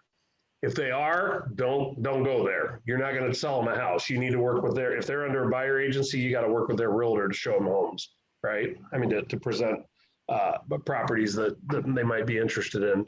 So circle prospecting is real. Here's another one. You can do Facebook ads, just listed, just solds. Okay, those are two terms you need to write down: just listed, just sold. Okay, those two are those two events, if you will. I just listed a house, right? I just listed this house down the way. What do I want to do? I want to put up a Facebook ad, $20, $25, run it for a week. On Facebook Lead Accelerator through KW Command, because you're going to get the most exposure through that. And all I want to do is promote it in big red letters. Just listed, exclamation point, picture of the house, little quick summary. Don't put a lot of data on there. You don't have to put the price or anything. And paper it with your contact information, right? I mean, you're the one that just listed this house. Just listed. You're going to want to do this, Gosdy. And then I'd take the version of that in a flyer and I'd make sure it's at every one of the neighbors around there as broadly as you want to go. Because the nosy neighbor, whoever referred to that earlier, they all want to know what's selling in this neighborhood. I'm invested here. I want to know exactly what's going on in the market for what price. Because I'm always looking to figure out through Zillow and the open houses, how much my house is worth today. How much more money am I making, on my house, as the market keeps going up, right? Why are we learn the open house dates from the website? What's the best website to learn open house? Open houses? For the clients who listen to realtors. Let me make sure I understand your question. Are you saying, where do you get an open house list? Like a list of open houses? Dates. Which dates? Yeah, what days the open houses are on? The MLS. So every weekend, Jordan prints me a list of all the open houses, and you can take in the MLS, North Star MLS, you can take a thing and do a geographical area. I mean, you'd never be able to print out the whole list of the citywide list. So you got to kind of target an area. So you could do like a 2-mile area in St. Paul, set the parameters on the map of where you want to see them, and it'll tell you all the open houses that are registered for that weekend. Yeah, but my question is for the clients who are looking for a house, how they are going to figure out when the open houses are. So Gosdy's asking, how will a client or a prospect be able to tell when there's open houses to look at homes? I mean, they're advertised in the paper or in various, they put, usually what happens is on the weekends, you'll see at major intersections, open house signs. So nobody knows exactly where it's at, but they put a sign down at that intersection. There'll be a series of open house signs that lead you to the house. So that's the visual way they're hoping people just happen to be out driving around and looking for possible open houses that they'll catch them. But they're also advertised, by realtors, and then they're in the MLS. If you want to do an open house as a realtor, you can put that out there. And then if you've got buyer agents at other companies taking their clients around looking for homes, they find you on there and they say, yeah, that meets our criteria. Let's put that on the list of 5 houses we're going to go look at this weekend. So there's a lot of ways that you get your information out there on your open house. Yeah, you'll learn more of that, but so yeah. Andy, because we can only advertise our listings, but we don't have listings, can we like just do a printout and advertise a printout of the houses that are being on the market, or? Can you print out a list of homes that are on the market to give who? Just to like put it on Facebook and. Of open house listings, that's an interesting question. I don't know I've ever been asked. I don't think there's anything about that, but if they're listed, I don't know that you can promote the open houses or not. No, just like a listing, just a listing. Oh, a listing on the market? Of listing. I want to repeat what the question was. Yeah, I will. Gabrielle is asking can you as an agent take a list of listings that are listed with other agents or agents, they're even at other companies, right? And actually summarize them and list them and then put them up on Facebook as homes for sale? Not exactly, but saying this is what is on the market. This is what's on the market. If you did that on an ad on Facebook, let's say as an example, or a posting on Facebook, what would you be trying to accomplish by doing that? Well, more than anything, like just active that I'm like on what's on the market right now this week. Yeah, I mean, that's a great question beyond this class, but it's a great question. What I think we'll have to ask Lynn about is that could be constituted as advertising somebody else's listing, and especially outside of Keller Williams for sure, but even another agent's listing, I don't know that would be permissible. But we will have to come back to that and check. We'll find out. We'll find out the answer to that. But yes, ma'am. Make sure by the way, make sure everybody here locally or in the room here is speaking loud enough because we got 10 others on here. Just make sure they can hear. On the Facebook ad, you said don't put the list price on there? Or You could, if it's just listed, yeah, you could put that's a great question. You could put the list price on there, sure, because you're listing the house for sale and showing it as you're listing. I don't necessarily think you have to, but I mean, that's up to you. If it's just listed, I mean, if it's just sold, it would be pretty weird to show the price that it's sold for. And, I would just say, yeah, I mean, if you're selling it, I don't think there's anything wrong with showing the listing amount on it. You can do that. I mean, but here's the idea of highlighting or promoting just listeds and just solds. Whenever you get a just listed or ultimately a just sold, it's creating an advertising event for you, okay? Well, if you were only even doing 3 or 4 houses a quarter, in your infancy of your career, and you're up to that level of production, that's 6 to 8 advertisements that you can be putting out all the time. The rapidity of people seeing your name and your activity constantly is making them start to see you as a legitimate realtor, right? You're not just a legitimate realtor, but an active realtor. That's the kind of people a lot of people want to work with. I keep seeing her name. I keep seeing all the stuff she's listing.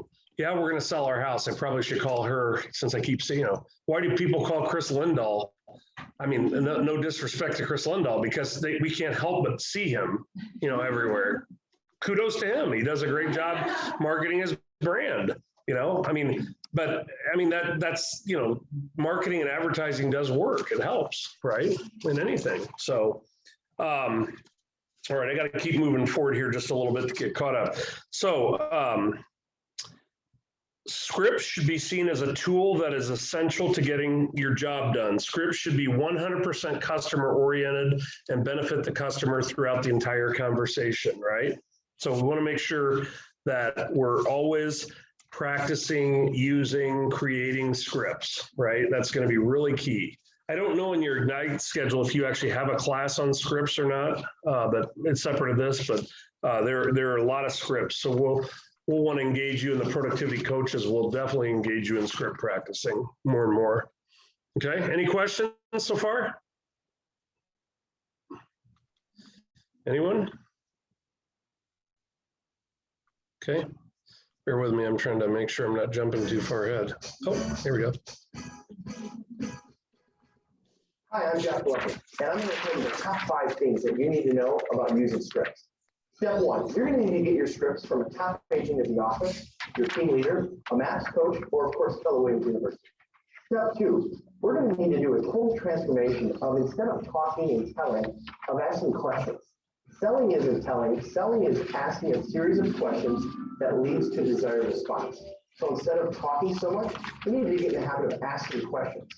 And asking questions gives us control of the conversation. Control of the conversation gives us our ultimate outcomes, which is an appointment set or closing. Step 3, we need to listen with good intentions. Well, what I mean by that is we need to listen to their answers instead of just listening to them talk and asking another question that comes to mind. For example, instead of asking a seller where they're moving to and then going on to the next question, how soon would you like to be there? Ask them, where are you moving to? And when they give you a response, ask them, what takes you there? Step 4 in becoming better at scripts is we need to learn to mimic, mirror, and match the prospect.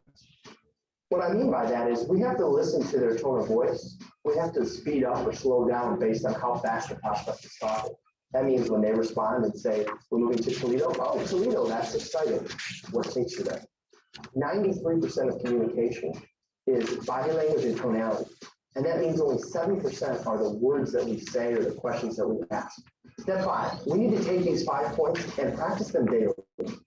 If you think of NFL teams, they practice 50, 60 hours on the practice field for a 1-hour game. Our game is our presentations and our appointments, and we need to practice daily. Everything that we've learned every single day before we meet with the client. When it comes to scripts, my biggest aha is that everybody has their own scripts. We're pre-programmed to have scripts, and we're talking and asking questions that are scripted. However, what we found is that most of our own scripts are no good. And so we have to learn the right scripts, the right questions, to maintain control of the conversation.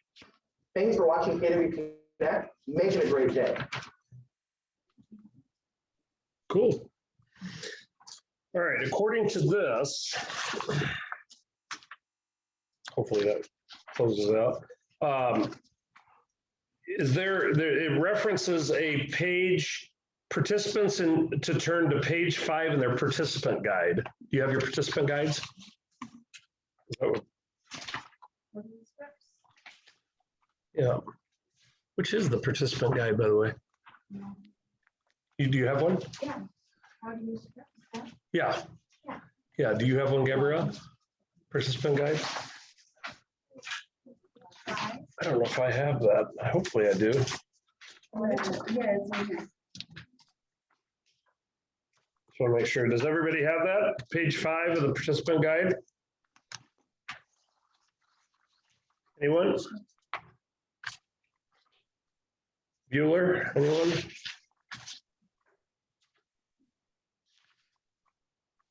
Okay. I don't. You want to borrow it? Yeah, I don't know if I don't. Let me see what that is real quick, just so I can see it. Is that it? Okay. I must not have the participant guide. Okay. All right, so that probably explains it. All right.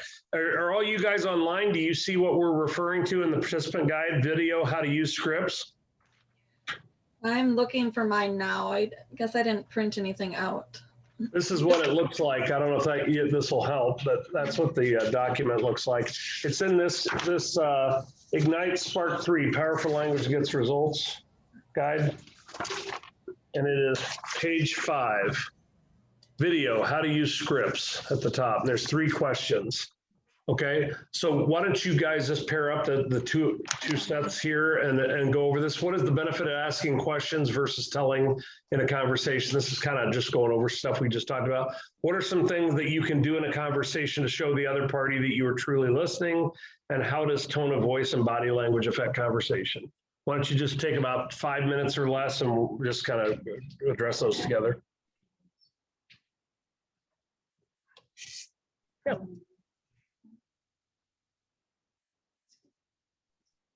I have, when I ask questions, like I've seen like a lot of like yes, no response and like asking me questions and I end up talking. Okay.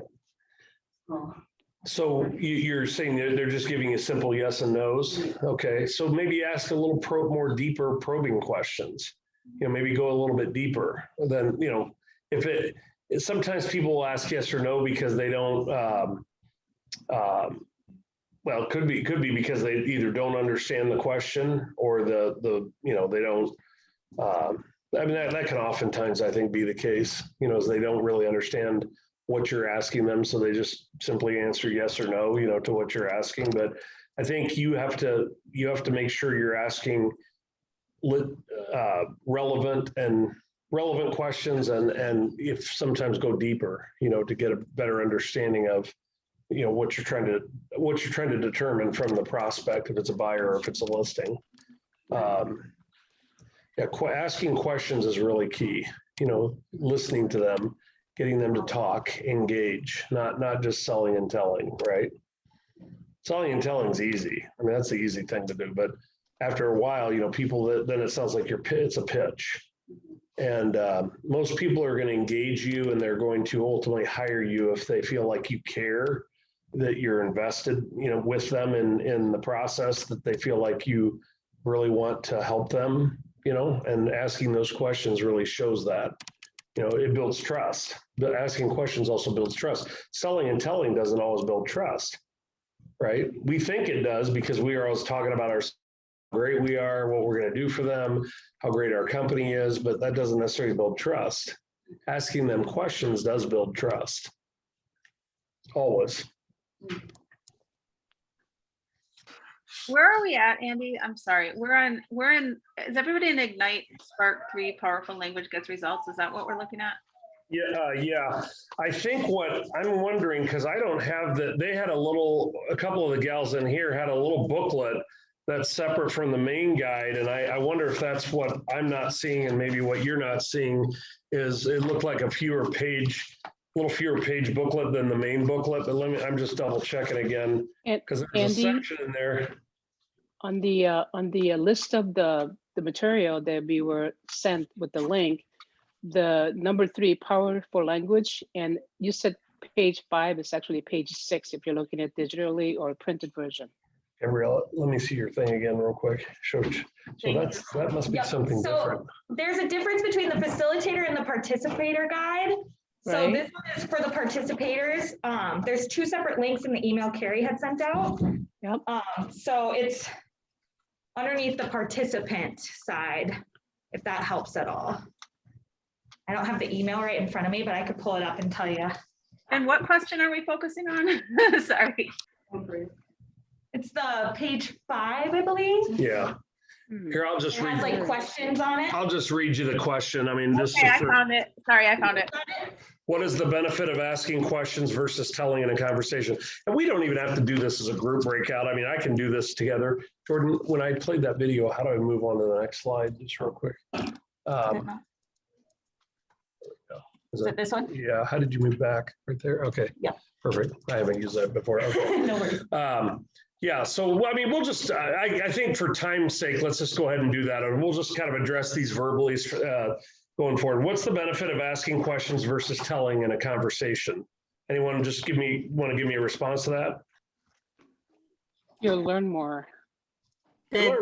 Perfect. By asking questions. Yeah. We need to know what customers want. We don't need to know anything about really us at this point. There you go. That's really good. You're cluing in, right? All right. What are some things that you can do in a conversation to show the other party that you are truly listening? Head nodding, asking follow-up questions to understand better. Yep. Body language, follow-up questions. That's perfect. So make sure you guys document those things. How does tone of voice and body language affect conversation? Just drawing off of that multicultural meeting that you hosted yesterday, I think we really have to be fluent in what those things mean in many cultures, voice and body language. Yeah, actually, Yvonne, that's a great point. I mean, in some cultures, certain body language can mean different things that we don't even realize, right? From what we're maybe used to here in America as Americans, right? As I mean, so yeah, you have to be aware of that. That's a great point. I didn't even think about that. So tone, how does tone of voice and body language affect conversation? Give me one more example. Eye contact is a very easy body language thing to maintain. Yep, eye contact's really key, right? Is somebody going to take you seriously if you, in between when they're answering your questions, you're looking at your phone? Probably not, right? All right. I did one thing real quick here, slightly out of order, but I'm just going to flip back to it. Remove your limiting beliefs, okay? Who knows what I'm talking about when I talk about a limiting belief? Making assumptions about a client before you know anything about them. Yeah, great point. What else do you, give me some other thoughts. What are limiting beliefs to you guys? Or limiting And by the way, do beliefs any of about you- ourselves and our own abilities and capabilities and knowledge. Yep, perfect. Do any of you guys have limiting beliefs? For sure. Yes. Yeah, everybody has limiting beliefs. Right? Because I mean, if we don't understand something truly, even though we think we do, or we may have preconceived thoughts about something, or pre-concluded in our mind the way things are, or the way things they might happen, that's a limiting belief. And it's limiting because it may not be true. What the reality or truth may not be, what we really understand, right? So everybody has limiting beliefs, and you got to understand that with your clients. They have limiting beliefs, right? Right? How can a limiting belief hold you back from achieving what you want? Only market to a group of people. Sorry. That are more likely to become a client. So maybe you would specifically market to an older couple or something instead of a younger person because you think they're more likely. Yeah, it's a great point. Great point, Elizabeth. If you presume anything about a buyer, well, this is the only kind of buyer demographic that's going to buy this house. Well, we don't know that, right?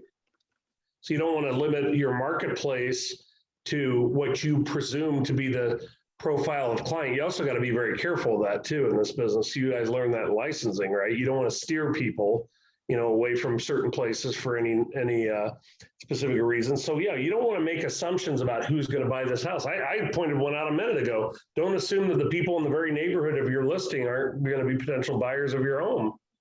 And yet I think a lot of realtors do presume that, right? They don't expect they're going to find their buyer within the same neighborhood, right? Yeah, I wouldn't do that. I think too, self-limiting beliefs can impact, we speak things into existence, right? So if we have a belief about ourselves, then we can very easily make that a reality, good or bad. Yep, that's a great point, Yvonne. So limiting beliefs are negative thoughts or self-talk that hold you back. And when you go through BOLD sales training in Keller Williams ultimately and do BOLD, it is talking a lot about this stuff. Negative self-talk, can be damaging, hugely damaging. You're gonna get challenged in this business if you haven't already by virtue of, hey, I'm not making a lot of money right now, and I'm trying to learn to earn, right? I need to get into production. I want to make some money. I want to sustain myself in this business. All the negative self-talk that can come out of that, or thoughts, can be hugely damaging to you ultimately getting where you want to go. So, I guess the only thing I'll say to this, it's not in the script in the book, is if you're truly an entrepreneur and you're focused on being successful, focus on being successful. Focus on the end goal. And along that way, you have to do this, you have to do this, you have to do this, you have to do this. And if you focus on that, you're going to get where you want to get. Because you have purpose, you have drive, you have focus, right? And that's going to get you where you want to get. But all this stuff about, negative self-talk and others telling you, oh, why did you even get into that business? It's too hard. Nobody makes any money. Nobody this, nobody, that you're going to deal with that, but you gotta focus on the end goal, begin with the end in mind, right? That was another favorite Stephen Covey quote. So, all right. Says, I'm going to skip ahead here for a second, just for time's sake. Okay. All right. Scripts build confidence and job ability. Would you agree? Scripts build your confidence in your job ability, right? And what you're doing. Scripts allow you to stay focused on the, I got my thing on here, so I can't read the other side. Stay focused on the conversation and in the present moment. Scripts allow for consistency in what is said and actions that agents take. Would you guys agree with that? Yes. Sorry, keep coming back to that. That was because I got one segment out of order here. Okay, all right, good. So let's move on to this section here. Under understanding, memorization and practice lead to internalization of scripts. So what I said earlier, just to kind of clarify, you can memorize these scripts, so to speak, but you don't have to memorize them for the purpose of regurgitating them verbatim. And I would say you won't. Nobody's going to memorize all these scripts exactly. And that's fine. Just get comfortable with, again, the message, the cadence, that sort of stuff. So that's important. Before you get into the role model with scripts, it is important to understand that reading through a script one time is not enough to internalize them and make them sound natural. It takes time and dedicated practice for scripts to sound natural. They are a tool to do their jobs. How often do you practice a new task just one time before you are proficient at any job? I wouldn't think many people could do something one time and be real proficient or expert at doing it, right? So you got to work at it. Okay, so turn to page 6 in your participant guide. Okay, and I think, do I have yours? You have yours, right? Page 6, let me find it here. Okay. So what are 3, we're just going to do these rather than split into groups as it suggests, because I want to maximize time. What are 3 negative consequences of failing to learn scripts? Give me some examples. Making mistakes. Making mistakes, right? What else? Getting confused. Getting confused, yeah. Making mistakes, yeah. Who else has a thought? What are 3 negative consequences of failing to learn scripts? Not feeling confident in the response we're giving to people when they ask certain questions or. Perfect. Lack of confidence. That is a big one. Yep, that's good, Jody. What else? Give me another negative consequence of failing to learn scripts. Lose a potential client. That's a good one, Ghazi. You're right. We could lose the business, all the time and effort we put into it so far, right? Because we don't know how to handle it. You might only get one shot at it too, if you don't look very good because you're not, again, don't put undue pressure on yourself. You do not have to look, I'll tell everybody on this training, you do not have to look perfect. This is not, auditioning. This is not, trying out for a movie, to be in a movie or something. I mean, you have to realize that, people are forgiving. I guess this is a good time to interject this thought. What do you do when you don't know the answer to something? Let me get back to you. Right. Let me find out. I would hate to pretend to tell you the answer to that and be wrong. That's a great question. Let me, I did that earlier in the conversation today, didn't I? I said that let's get with Lynn about your question, right? I don't want to pretend to tell you for sure, like I know the answer to that. I want to make sure we get you the right answer. That's what experts do, believe it or not. That's what professionals do. They don't try to pretend to know the answer, and people will respect you more for that. They will not give you that business because you didn't know the answer. And there's too many people in this business that will answer and BS their way through everything just to make sure that they think, well, because as long as I can give them the answer, I'm going to get the business. That's not true. You want to give the right answer. You want to give people good information. Because what if they give them the wrong information and they find out I was wrong?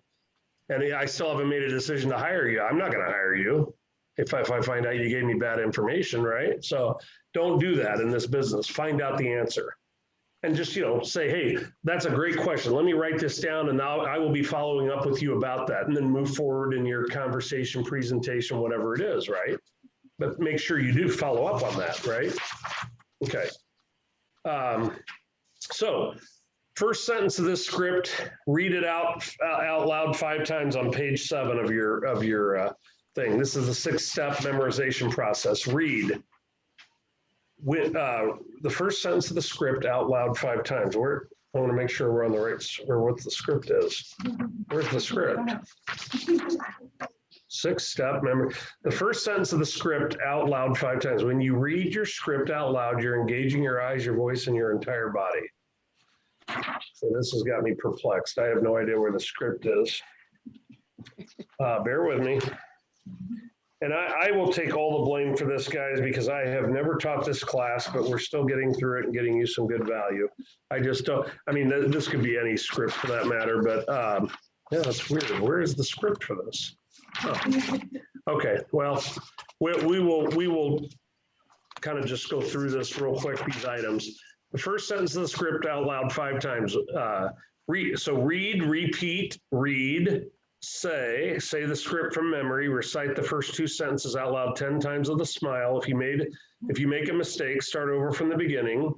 So this is just basically, maybe this is just telling us sequentially how to kind of memorize or work on a script. So maybe there isn't a script. Maybe I'm just looking too far into that. But this is the 6-step memorization process for reviewing or learning a script. So definitely come back to this as you're working on scripts and kind of follow this model. Read, repeat, read, say. Make sense? So it says now next page says pick any script. Pick a partner, practice partner A, stand up and follow the 6 steps. Partner B, hold partner A accountable, switch partner roles and repeat steps 3. So when you're working on scripts, always do this with somebody. By the way, I tell you, I've worked on scripts, practicing scripts with people that aren't in real estate. So sometimes we like to have a consumer, go to the wife, the significant other, your kids, engage them in it. Just say, hey, pretend like you're buying a house. So then they don't really have anything to follow. They're just talking to you like they're kind of in that role play, right? Like they're thinking about buying a house. Yeah, Gabrielle. He's the meanest. All right. Well, Gabrielle is saying we better not join our husbands or we're in trouble because they're mean. Yeah, no. Hopefully you don't have a mean husband or significant other that's going to try and trip you up. But yes, I think overall you should be safe with that. That should work. But yes. Well, Gabrielle, he probably doesn't want to make it easy on you. He's probably really challenging you to make it hard so that you really got to get good at your game, right? All right, let's move forward here for a second. There we go. All right, so for lack of breaking out into groups and practicing this, I mean, do you guys get this? And this is something you're going to go back to and revert to is when you're practicing scripts, pick the script, pick a partner and practice it under this model, right? And then you reverse it and do the opposite with reverse roles, right? But always try to do this on that basis. So, okay, cool. Yesterday, the scripts were like focused on the board. So. Did you guys have scripts yesterday? We didn't. They just show, but it was focused on the board. Okay. All right. So we did that, page 7. Sorry, I'm moving forward in the process. Bear with me. And by the way, any questions so far? Any thoughts, any ahas, anything anybody wants to discuss or talk about what we talked about so far? No. Andy, I love the part you said that I wrote down. It's about focusing on an end goal. Yeah. And focus on your success. Well, again, I think that powerful message, begin with the end in mind. It works a lot, right? When we're setting goals, and Lisa and Martha, we've talked about this already. I mean, you got to begin with the end in mind. I mean, where are you trying to go? You don't know how to go if you don't know where you're going, right? So, you have to begin with the end in mind. I mean, really focus on the end outcome. What are you trying to do? Sell $1 million or $2 million or $3 million a year of real estate. So, you got to set goals in this business and then work backward. What are the steps I've got to do that? Script practicing is going to be an important one. That's going to be a definitely important one at this stage of all of your career. Your first year, you guys need to practice scripts. You need to get good at scripts.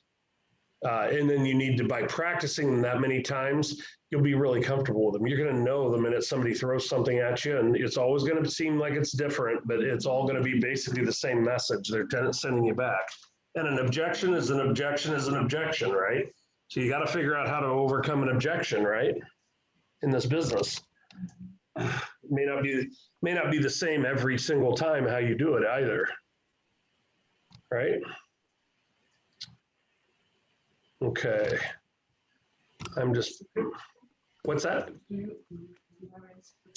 Yeah, I don't know. I mean, not in this material, it doesn't appear, but we will get you coming out of this training. We'll get you guys, gosh, I know there's one that I can give every one of you that comes out of Bold. And I think we have a PDF of it that has like, oh God, I want to say hundreds of scripts. Yeah, I mean, but you should have access to it on KW Connect. Yeah, there's tons of scripts for all kinds of circumstances, right? I mean, yeah. Have any of you online, have any of you guys seen any of those scripts online on KW Connect? Andy, I'm actually looking for it and I don't see it. Which one is this? The script that you're talking about. No, I mean, that's what we were talking about. I was saying that I don't know if I don't think I don't see any scripts in the booklet here. So there's some stuff online that we can send you a PDF of one I'm thinking of that has, there's one that I've got from Keller Williams that's got a bunch of scripts in it. Somebody wrote on here, let's see, it's on the YouTube channel. I don't know if Heather, we have to check with Heather too, if it's on Roseville Connect, if we have anything with like scripts on there. In the previous Ignite, they came with it. So if you go and look for Ignite, you will find some scripts. There are scripts from the Ignite, the previous one. Were you yesterday's? No, like a previous Ignite class. Yeah, we'll have to check on that, guys, but there are scripts and we'll get them to you. There's tons of scripts that we can get you. We'll send you an email PDF. We'll email attach the PDF document. I know exactly one I'm going to send you all that has all kinds of scripts for role playing with buyers and sellers. So we'll get you that. Okay. All right. So make sure what time frame we've got. So I want to ask a question here. What is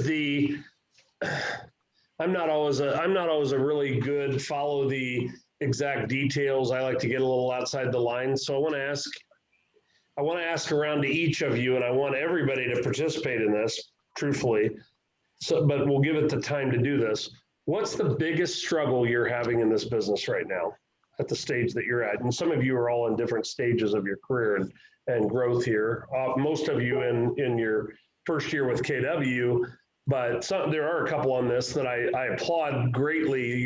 Some of you that have been in this business for a while and are taking Ignite, because Ignite is a great class covering a lot of stuff. But we'll start with you guys. The William says, what is the biggest struggle you're having in the business right now? Getting going? Finding clients. Okay. Yeah, and just knowing the process. Knowing the process. I think we need to go through the motions. Yep. Shadow, that's all of that. Yep, love it. And we're gonna do an open house this weekend. Just start little baby steps, right? 1%? Yeah, 1% every day. Get better. 1% every day. Who's heard that? Yeah. All right, good. Well, how about you, Ghazni? What's your biggest struggle in the business right now? Learning the procedure. Learning the procedure process, yeah.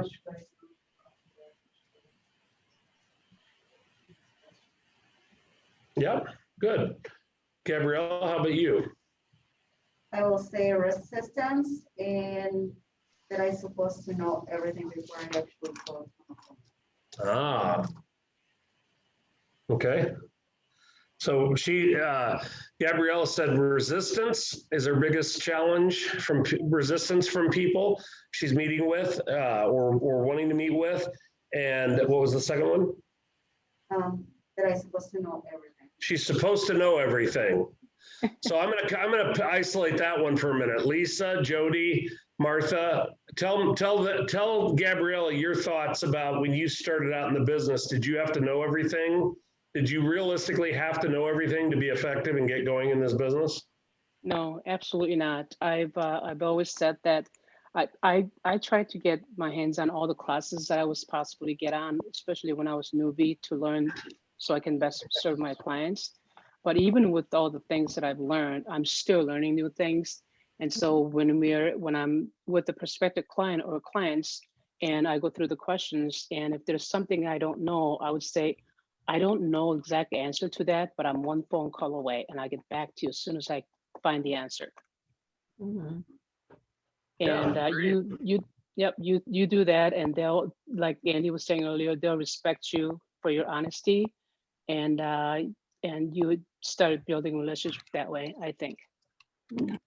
Yeah, I think realistically, we don't feel this as new agents starting out, but your clients or your prospects are not expecting perfection. They're not looking for perfection to hire perfection. I mean, they're really not. They want somebody human. They want somebody they can trust. They want somebody that they can work with. And if somebody's looking for perfection and you don't get the business because that's what they're looking for, be okay with that. Because if they're looking for perfection, you're probably going to have a hell of a time working with them, right? As a client. Isn't that true? Yes. Jody, what would be your thought back to Gabrielle in the class about needing to know everything, when you got in the business? Yeah, it's funny because I actually called my sister Gina earlier today and said, we've been in the business for over 4 years and there's still things we're just learning about now. So I would be interested to know somebody who's been in the business for 20 years. I mean, it seems like this is maybe just a career that you're not ever going to know everything. You're just always going to keep learning and things keep changing as well. But this is our first year that we've ever even heard of escalation clauses, which, we probably should have known that, but I don't remember learning that, and it never came up, and it's just coming up now because of the way the market is. We've never really talked about doing rent backs, and that just kind of came up on one of the listings that popped up today that is on an active search for one of our buyers. They're saying that their sellers want to do a rent back for 30 days. That's something that we really haven't learned much about. And then also bridge loans. That was another thing that just came up that we didn't know anything about. So we're constantly trying to educate ourselves anytime something comes up that we haven't heard about. But yeah, I do feel like it's definitely a career that you're never going to know everything, I feel like. We're always going to be learning new things. Thank you, Jody. Yeah, hold on, guys, just a second. Hang on 2 seconds. I should talk to them. That's just to name a few things. I'm sure there's many others too that will end up. Yeah, Shaz, I know she's already talked to them. Sorry, guys. Yeah, she's already talked to them. Okay, no, Jody, thank you for giving those words of wisdom. And by the way, just so everybody knows, I mean, what did she just say? She's been in this business 4 years and she's taking Ignite. So I got news for all of you. You are never too experienced, inexperienced, or great or marginal in this business to keep learning and training and going over and doing the things over and over again. In Keller Williams, we talk about the repetition of continually learning. You're not going to learn everything in one class. You're not even going to learn everything in 1 year in this business. And that's okay. You can be effective. Gazdi, you've been in the business a very short period of time. You got your first listing. Congratulations. You're going to learn a lot you're going to get a lot of your learning out of that listing, a lot of learning. Gabriella, you have persisted and shown your grit, and you keep going at it, and you're learning a lot of stuff. It's frustrating. I know it gets frustrating, and we got to work with you to get you through some things, but you don't need to know everything. Trust me, you don't need to know everything. As much as it doesn't feel like that, you don't. You trust. We'll talk more about that offline. A lot of things you just have to learn as they come up, because it's, there's so much to learn that you learn about it and educate yourself as that situation comes up is what I'm finding, or what we've been finding. Sometimes you have to act and pretend like you know. Like, come on, Martha, are you going to push us backwards here? Come on. when I was new, no, I got a story. When I was new, I didn't know what it was, a boiler. I was showing a big old house, and I didn't know what was the boiler. And the buyer say, oh, they have a boiler. So you just have to use your imagination really fast and say, oh yeah, they have a boiler. And so I didn't know anything about boilers. Then I find out everything about it. There you go. So you learned about it. Yeah, no, I just wanted to make sure that you weren't, when you found out it had a boiler, you didn't say, oh, I'm a boiler expert as far as a realtor. Yeah, as long as you're not doing that, we're good. Yeah, no, you do have to wing some things in this business. There's no doubt. I mean, but yeah, I mean, if it's something somebody's asking you for expertise or advice on and you don't know the answer, don't wing that. Find out. No. You know, take the time to find out for them, obviously. But Martha, what are your thoughts about knowing everything in this business or not knowing everything in this business? Do you know everything in this business, Martha? No, I'm learning so much right here in KW, and that's you were asking before what was the things that we are struggling to learn or to do. My thing is to put myself in social media and to learn so much about command. That's the thing. So we're learning every day, I think. I mean, guys, this is the beauty of this business. And I think it's the beauty of Keller Williams and our culture is you're never going to stop learning in this business. I mean, Haiti, who's on this call, Martha, Lisa, have just started to coach with me. Alec Junkert, who's on this call, who's a coach, coaches on occasion with me. I coach with a coach. I just have my coaching appointment weekly with a MAPS coach that trains TLs. So, you know, this is the beauty of our culture in Keller Williams. You will never stop learning. You know, you guys are talking about process and procedure, and here's my reaction to that. There isn't necessarily a process and procedure. The universe is too big for what you have to learn. But it's okay because you don't have to learn everything to be effective, to get business. You don't have to learn everything all at once, and I don't know that you're ever going to learn everything. I mean, the Chinese alphabet, which I learned Mandarin when I used to go over to China, is like, I don't know, what do they say, 2,000 or 3,000 characters in it? I mean, we have 26 in the English alphabet, right? They have 2,000 or 3,000 characters in kanji is the Mandarin alphabet. Most Chinese don't ever learn their entire alphabet ever in their life. It's probably not feasible for somebody to learn all that, and that's okay. They don't have to. So I want to make you guys feel comfortable with the fact that this is a journey, and you know, you don't have to know everything to go out and be effective or to do something, right? But you're going to get better and better at this. And we talk about in Keller Williams moving to mastery. And that is a long process before you move to mastery. When you're standing on stage at Family Reunion or Mega Camp, which we didn't have so much of this time around, but I mean, you're standing on there with Gary Keller because he wants to highlight you, and you and your team sold 9 figures of real estate last year. You sold, $600 million of real estate. I mean, that's when you know you've hit mastery. That probably took a long period of time to get there.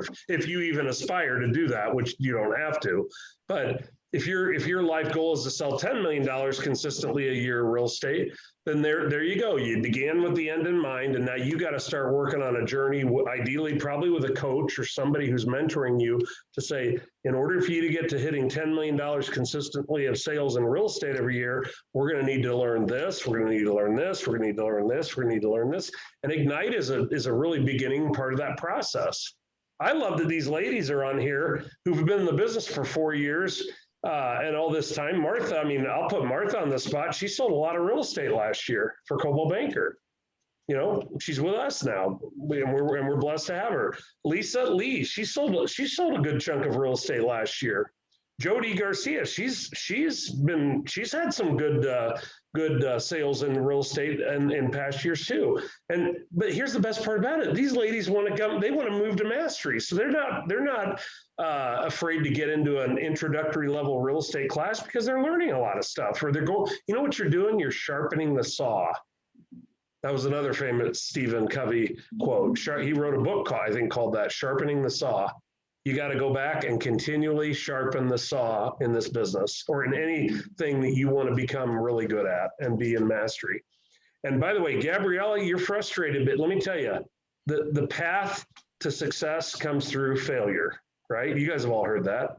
Or through, and you're not having failure. What it is it's not just failure. It's the challenges. It's getting kicked down. It's feeling frustrated. But you're either going to go and keep doing, or you're going to quit and give up. And then what? Then what's next? Right?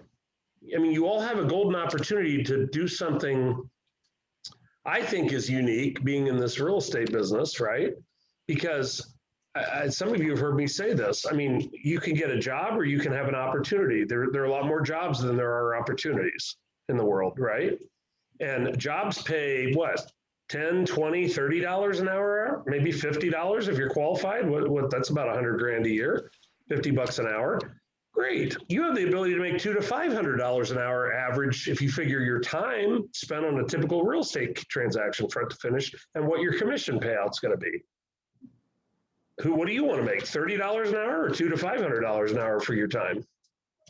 You don't have to go to college. You don't have to have a graduate degree or a highly scientific degree or anything, certification to do that.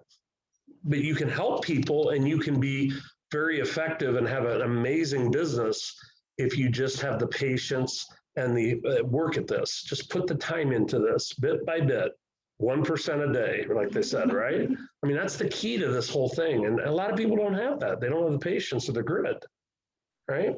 You do. You do. It doesn't feel like it some days, but you do. I know you do. I've talked to Guy plenty. I know you do. So, I love these classes that are the introductory level classes with agents, because this is really where it all happens. The habits and the things that you are going to develop are going to be formed now in this part of your career. So you either look at that as a positive or negative. If you got a lot of bad habits and negative things going on right now in your career, you're neglecting a lot of stuff with learning, it's probably going to show up, in the future here. But if you're doing like some of these I'm picking on people, but you're doing like some of these pros on this thing that have been in the business for multiple years, and they're not bashful or have an ego and say, well, I've been in the business too long to go back to Ignite, or go to Ignite again. No, you go to Ignite and you sharpen the saw and you get better at some of this stuff and the basics, and as well as reteach yourself some of this stuff.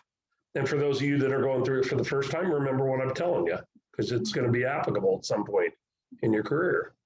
Gabrielle, you've done Ignite before. Yeah, there you go. So you're in the group.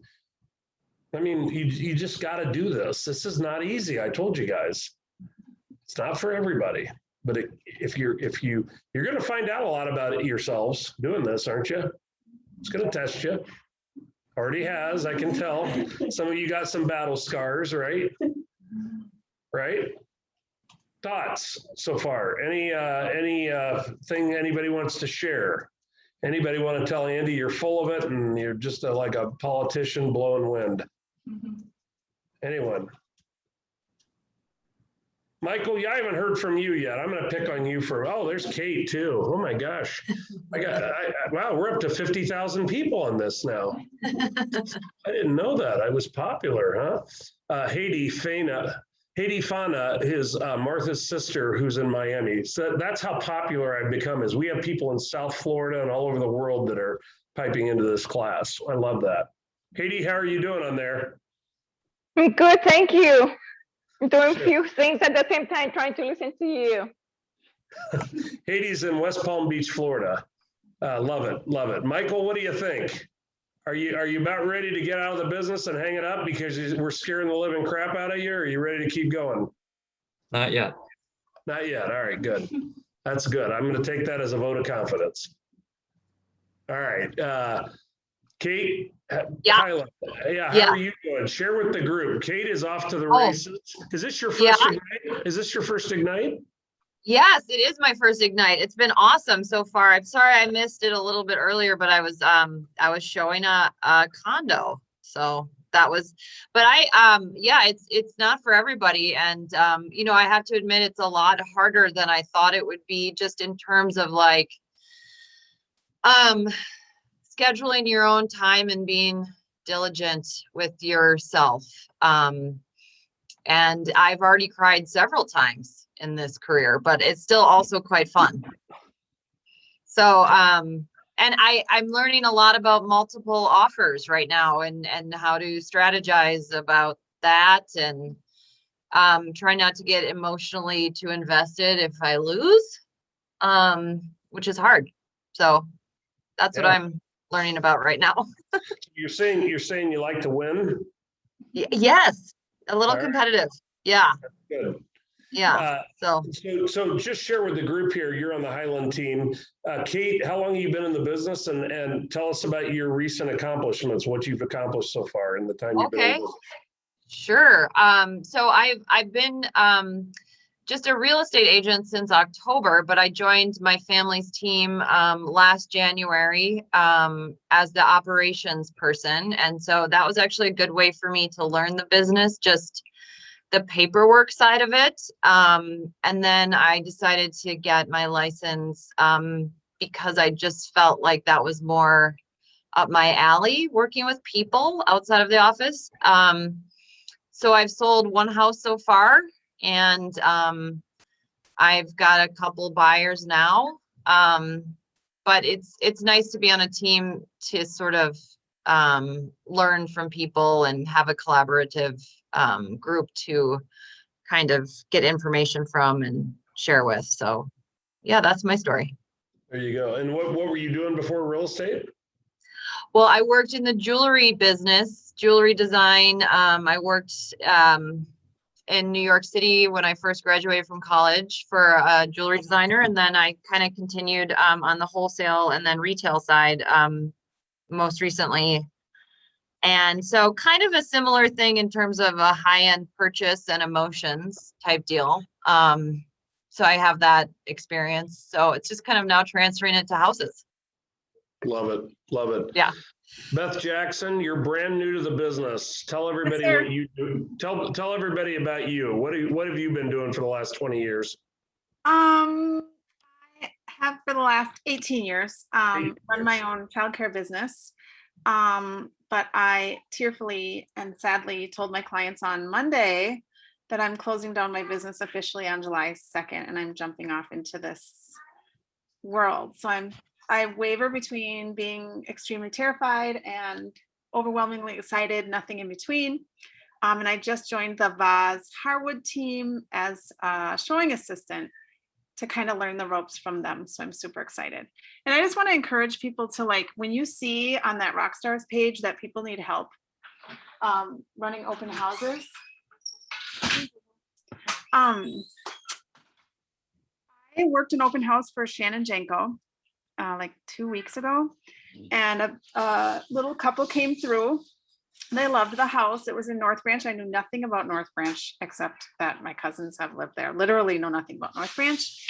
And met this little couple, and within a few hours I had them under contract, and the next day Alec helped me write up an offer and they won. So I've been involved already in my first transaction. So work those open houses. There you go. Good job. And just make it till you make it. That's sort of like. Yep. Yannette, I know you're, hopefully you may not be able to talk. Are you at work? Or are you able to talk? Yannette Diaz? She might be at work. She's a phlebotomist.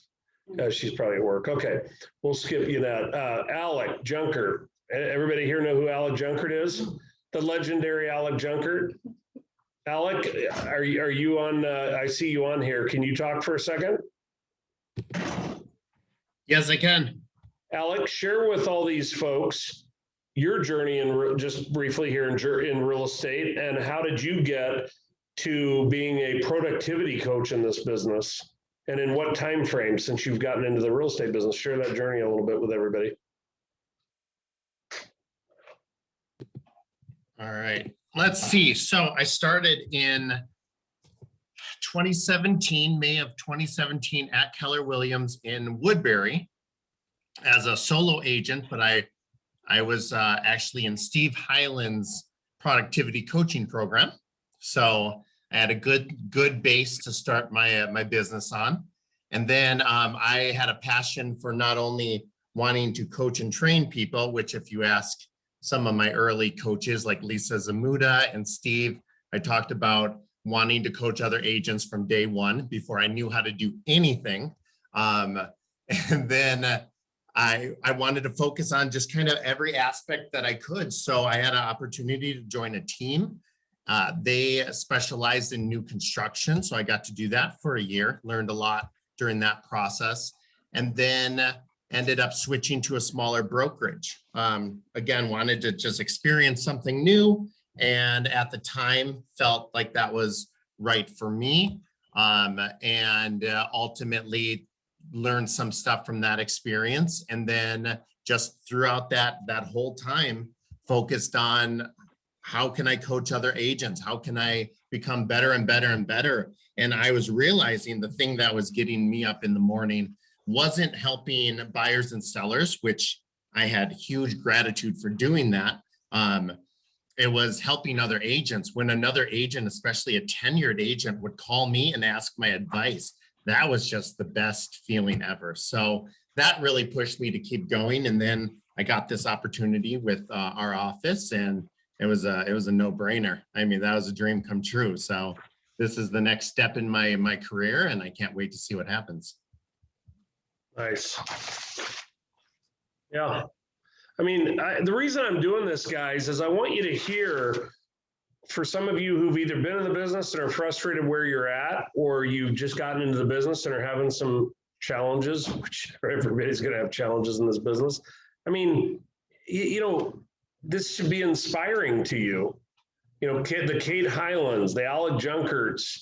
I mean, I could go on and on and on, even people that aren't on these calls. I mean, you have to realize that everybody doesn't have the same exact journey in this business and go through the same exact things, same things at the same time. And all the more reason why I tell you there isn't an exact process or procedure of how to do this business. I wish I could tell you, here's 50-point checklist, go do exactly these 50 things, follow it to the T on this schedule, and by God, I'll meet you at the bank and we're all gonna celebrate when you're putting your checks in and making a ton of money. It doesn't work that way. That's not how the real estate business works, right? It doesn't.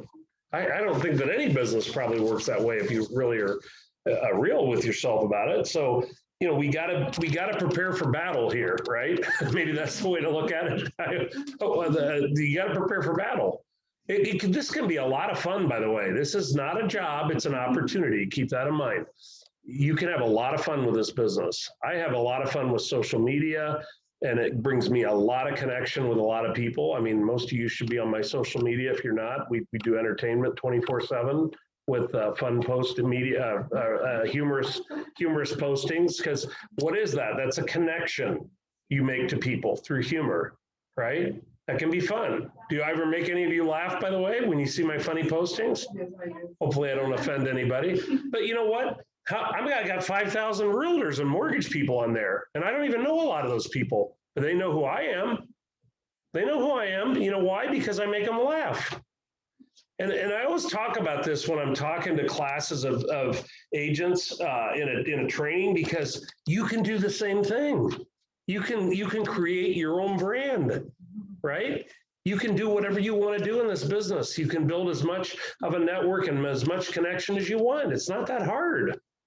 And social media can do that for you, right? Okay, so we digressed a little bit here, but I just want to ask, as far as ahas to achievement, as a recap, how has your thinking changed? What ideas or mindsets were new? You know, this is on page 10 of your participant guide, if you guys want to go to that, okay? The goal of our time together is to help you think, feel, act, and use what you've learned to ignite your passion and help you achieve your big why. Has everybody here gotten in touch with or ever talked about what your big why is? Have any of you contemplated that? Have you ever even heard that term? Your big why? I know Gabrielle has. Anyone on the digital part, you know what a big why is? Anybody want to share their big why? Okay, that's all right. Sometimes your big why can be personal. Jody. Sorry, I was trying to scramble to get my microphone and camera on. Mine is to be able to do real estate full-time, because right now I've been doing it for 4 years part-time, because I'm very, very, very unfulfilled and unhappy in my full-time career. But your job. My job. Yeah, exactly, my job. I want real estate to be my full-time career. But unfortunately, with 3 kids and everything, my family needs my income, so I'm juggling both at the same time because I can't afford to not go without a paycheck. But yeah, so that is my big why. Yeah, you set the bar really high for yourself, didn't you? You got to really be good at your game now, right? Right. I mean, and you know what? There really is truth to that. I mean, Jody's not unusual from many people. We would all love to turn off the day job and do 100% full-time commission in real estate. It doesn't always work that way. So all she says is, well, that's just a bigger challenge for me. So I got to knock down that hurdle even more so I can get to the other side of where I want to get, and then I can make that decision. It's like financial freedom. When you have financial freedom, you can make a lot more decisions, can't you? Well, how are you going to get financial freedom? It could be any number of ways, but you're going to have to do something that's going to allow you to have that financial freedom. So I mean, start kind of write down, on this up here, these are some ahas to achievement, some questions to think about. What do you feel differently about from after some of our conversation today? Well, how has your thinking changed? What ideas or mindsets, have become, or what ideas or mindsets are new to you from this conversation? How will your behaviors be different going forward? What actions will you be taking? Right? You guys got to start contemplating and thinking about that. And that's true about, anything you learned, whether it's this class, anything else, any of that stuff. So give me one aha from today. Anybody share an aha that they've had? And, what's a big aha that you've gotten out of today's conversation so far? Something you've learned, something you've really stuck out to you and that you're going to take home tonight and think about. Scripts. Gabrielle says scripts. That's what I would say too. Yeah. Martha, how about you? What's your big aha so far from this conversation and class today? That my big aha scripts too, that, I like the steps that you have over here, that how many times I have to repeat it and that I have to look in the mirror, and I never had that before. Like I never knew how to do the script. I thought it was just reading it. That was it. So that's my big aha, that I have to do it. Yeah. Get a coach. Most of you should have one if you're taking advantage of our coaching program here. If you're not, get into the coaching program. It doesn't cost you anything. Martha, Lisa, coach with me. So I mean, we're going to be doing scripts. We're going to be practicing scripts. And these guys have been in the business. Jody, I'd love for you to coach too. And Gina, I mean, you guys can practice with whoever you want to practice with, but coaches can be good script practicers. I'm sure Alex is going to be doing more and more of that in coaching. So, all right. So Spark, why do we call this course Ignite?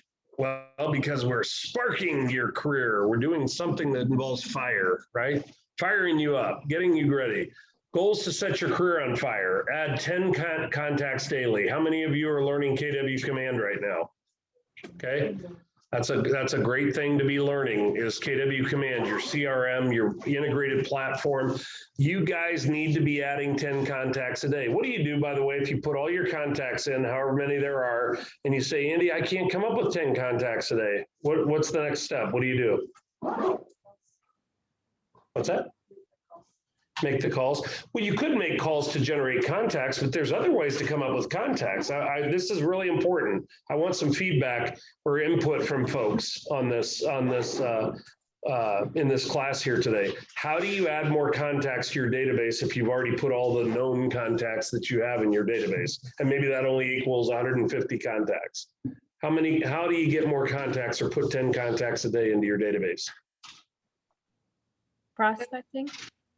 What's that? Prospecting like new leads and meeting new people. Sure, that could be one way. What's another?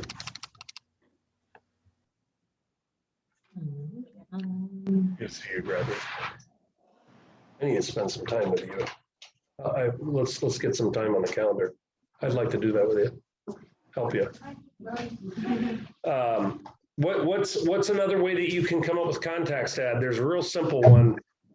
Use that tool that identifies your sphere. It's like, I don't know, 12 pages of prompts and thoughts.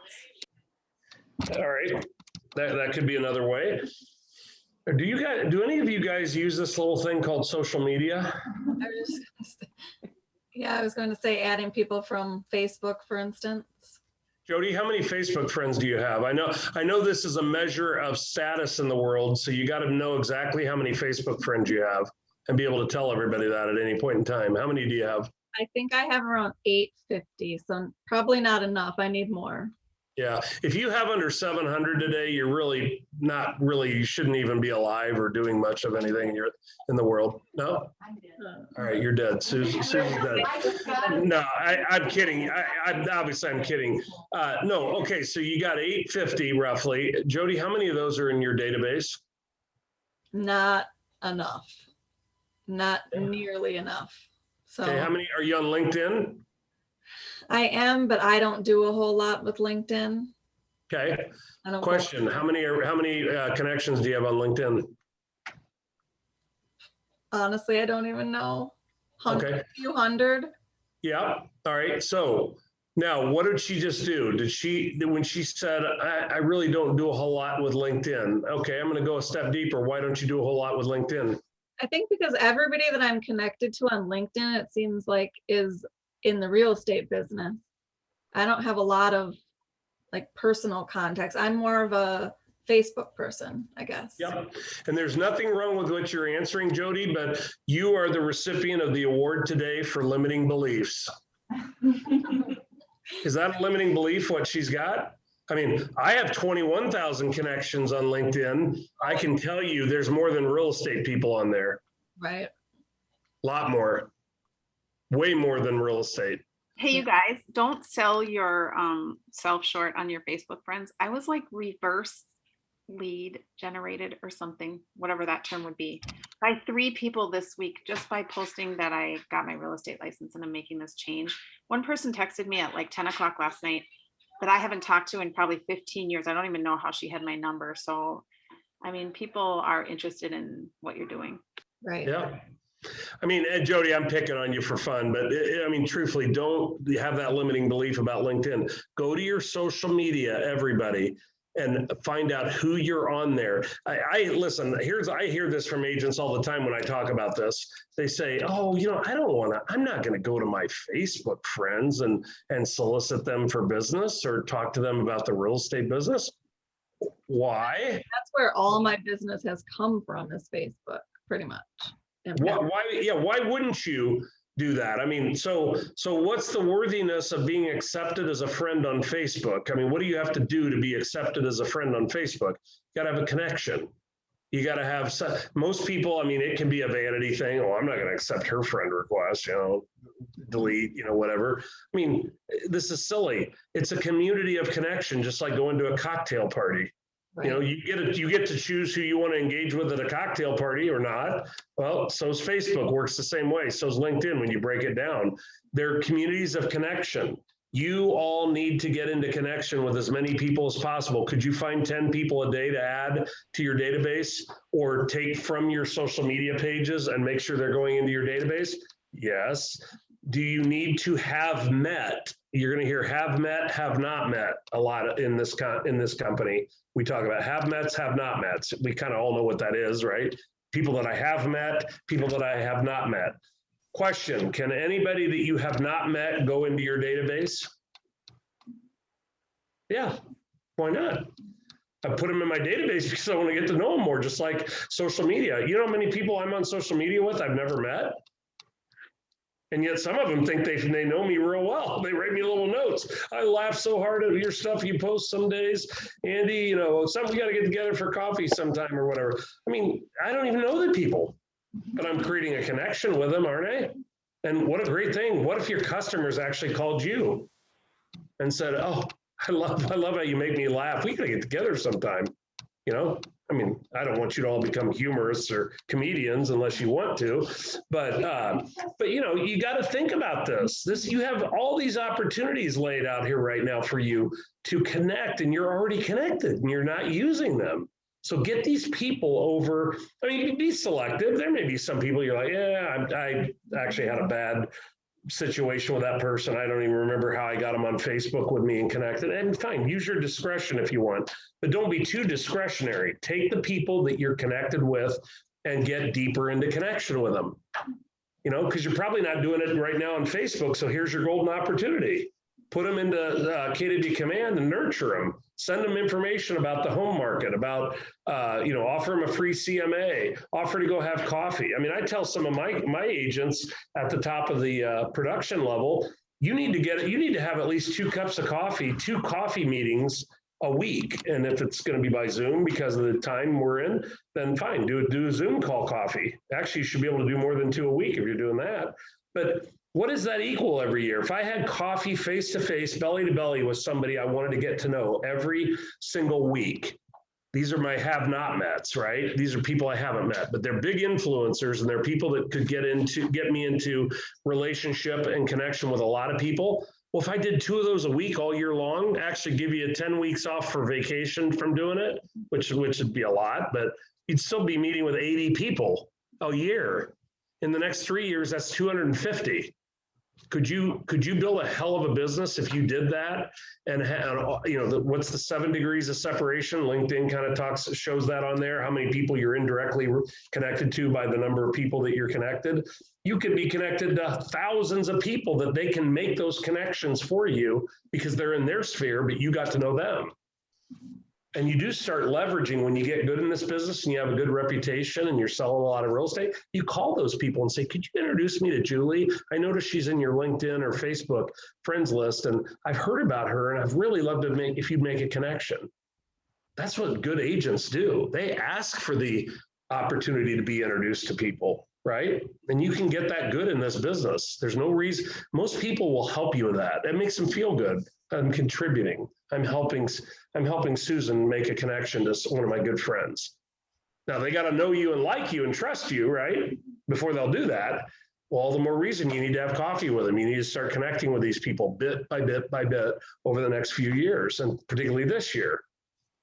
You will be amazed how much this is going to blow your business up and make you a really good real estate agent. And by the way, 20% of the agents do. Yeah, how many of the 80% are doing this? 0, I would bet. How many of the 20% are doing this? Not even all of them, but there are some of them that are. They're doing this. You want to get into the 5% of the 20%, the top 5% in this business? That's the stuff you're going to do.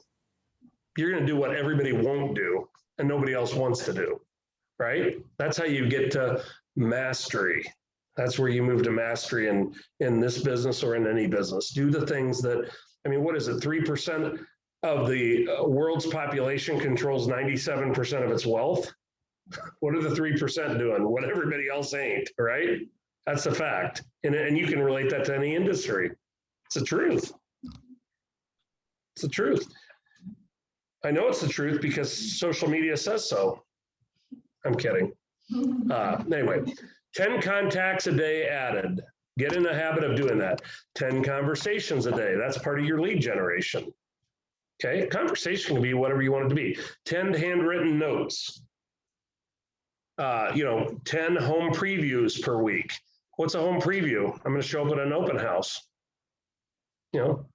Or somebody in the office here is going to do a preview to a listing that's coming on the market, or whatever it's going to qualify. But it could be an open house. So you got to build some kind of a model that's going to get you in the mode of doing things and holding yourself accountable and consistent. And when you do that and you do it for about 30 to 60 days, what does it become? A habit. Do we have good habits or just or bad habits? Both. Right. When you neglect something, does that create a habit? Right. Probably a bad habit, not a good one. When you neglect it, right? Neglect, negative, right? What would be the related positive and P, whatever else we want to come up with. But anyway, so you got to get into the mode of building a model of how you're going to do things, right? And hold yourself self-accountable, right? Make sense? Lead generate, uncover motivations, identify objections, close deals, speak in terms the customer understands, build confidence, right? Scripts, why is it important to learn, internalize, and personalize scripts, right? A lot of these are the reasons, right? Make sense? Role play script practice. We are going to move a little beyond that. Compliance do not call. Everybody here, have you guys talked about this yet? Probably not.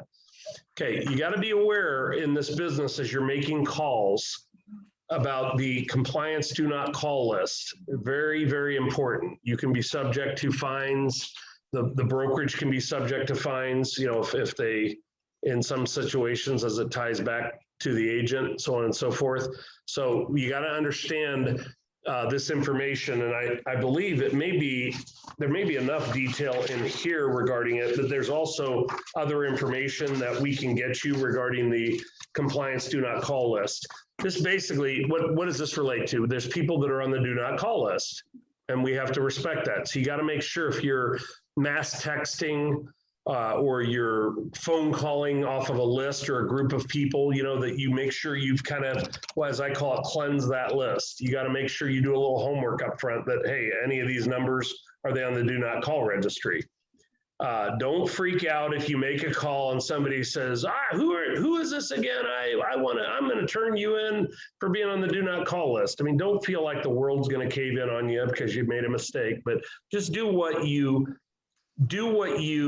need to do to prevent getting into a problem. You don't want to get bogged down in a bunch of wasted time trying to defend or answer to, why you called somebody that's on the do not call list. So just do the extra work, that update your call list update your call list regularly. There is an updatable list, obtainable and available. And so I don't know a whole lot about the details of this, but Carrie, Heather and Jordan and others in the office here I think Lynn Franson knows about, things associated with this, how you can get a copy of the do not call list, things like that. So we can get you additional information on that. But yeah, just make sure you're checking that out, because there are some people that do not want to receive random calls. Now, the exceptions to this are, are you in relationship with them?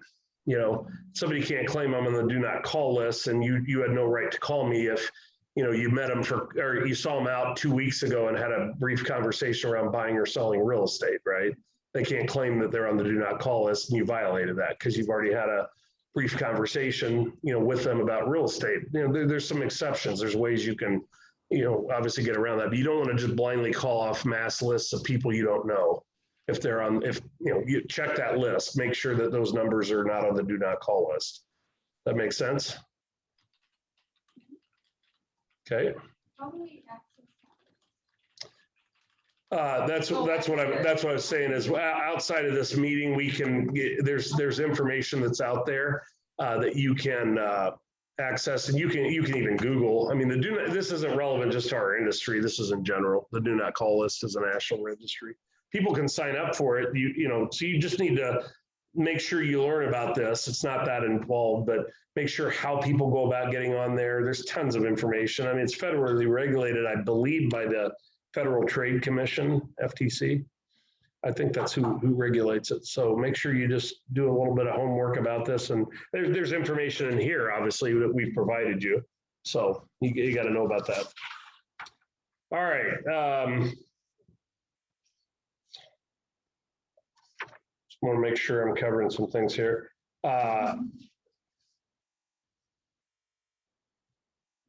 All right, real play activities done through Ignite that are done in the classroom are money-making activities done with the support and guidance of you, the trainer, and the other participants.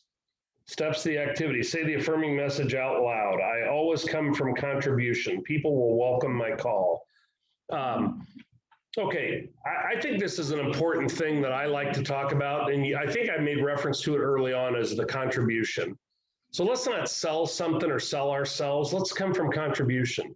Look at everybody around you that you want to get into relationship with and ultimately do business with, not as a commodity or an object. Let's look at them as an opportunity to do something for them. Everything you do for them doesn't necessarily have to cost money, right? So come from contribution.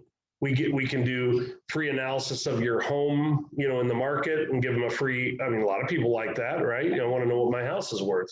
No strings attached. I don't want to list my house. I don't want to put it on the market, but you're willing to give them that service if they want it. So you can promote that to people. See who, if somebody responds to an ad or a flyer or something that says that, and they call you up and say, hey, this is Susie over, here in Inver Grove Heights, and I got a hold of a flyer, said you do free market analysis. Would you do one on my home? Of course you would.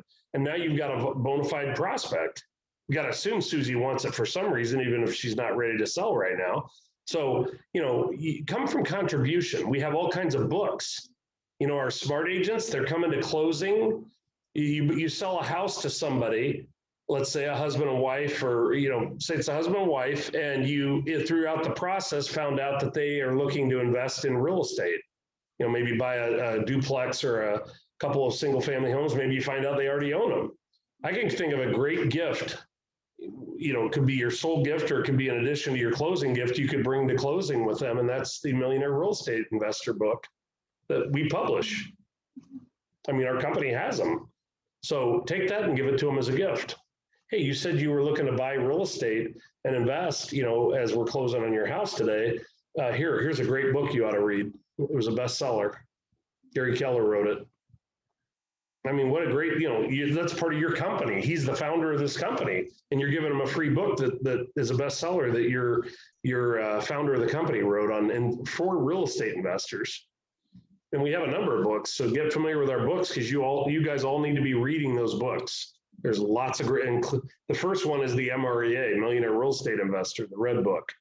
You need to read that book, probably multiple times. But yeah, so there's come from contribution. This is what this means. Give people things, do things for people, right? Ask questions that are centered around, what can I do for you, right? That's coming from contribution. What can I do to help you? This is the logical thing we need to do in real estate and in this business, is come from contribution, help people out. Don't try to come from how, I'm gonna regurgitate all this stuff about myself and how great I am, and then hope that you are so impressed and enamored by the end of the conversation that you're gonna hire me to do something and pay me money to do it, right? Isn't that kind of silly? Do we really want to build a business around that approach, or do we want to come from contribution? Just makes sense. We talk about this in Keller Williams. I've been in the real estate business 31 years, 4 years at Keller Williams. I've never heard anybody talk about this in the real estate business. Come from contribution. We're all out here hustling, trying to do deals, trying to get people to get into a relationship and contract with us so we can make money on them. Isn't that refreshing to think that we're teaching realtors how to just come from contribution and get into relationship with people, rather than how many people can you extract $5,000 out of in the next year, right? Each. I know nobody says that, but that's kind of the implication of our industry, what we're doing. Get into relationship, come from contribution. You'll do more business by just focusing on that approach than you even know going forward. And people will like you, trust you, and want to be, more people will want to be in relationship with you of the choices they have by just doing that. But be genuine, right? Be genuine and real about it. Getting near the end, I was going to go till midnight, but I'm going to make sure you guys get out of here by 4. Do you guys know about KW Command, KW Connect? I'm not hearing much from the people online that are outside my purvey. I'm going to start making you guys show up here and be live, even in this horrible environment of ours. Do you guys know about Command Connect? Anyone? Anyone not know about Command or Connect? And that's okay if you don't. Make sure you're going on KW Command and you're going on KW Connect. KW Connect has tons of information, videos. I mean, I can't tell you how many in the past new agents I'll stop and talk to in the hall and say, hey, did you see that on KW Connect? Or have you been getting on KW Connect? No, what is that? Shame on us. That's not your fault. Shame on us. And KW Connect is probably the real estate industry's best aggregate website of information, videos, contact info, just tons of stuff. Gary Keller's on there every couple of weeks doing a live video. I'd watch what Gary Keller's saying. He did become a billionaire. He must know something. And he runs the world's largest real estate company. So start watching Gary Keller. He's got some good things to say. He wrote the Red Book and most of those books, by the way, that you should be reading. So, you know, he knows, and he's not the only one. We have great thought leaders in this company. Phenomenal thought leaders. Start with Carrie and Jordan and Heather up front. They're our thought leaders.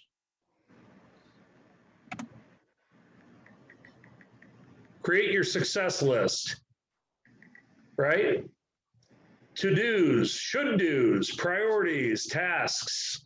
This will get you into things that you're going to start learning about called the 135, your GPS, 411. This is going to get into more and more of our models about how you can model things as far as, you know, what do we say? Begin with the end in mind. Okay. So I got big rocks. My big rock for this year, I want to make $100,000. You know, let's say that's my big rock. Great. It's a number. How am I going to make $100,000?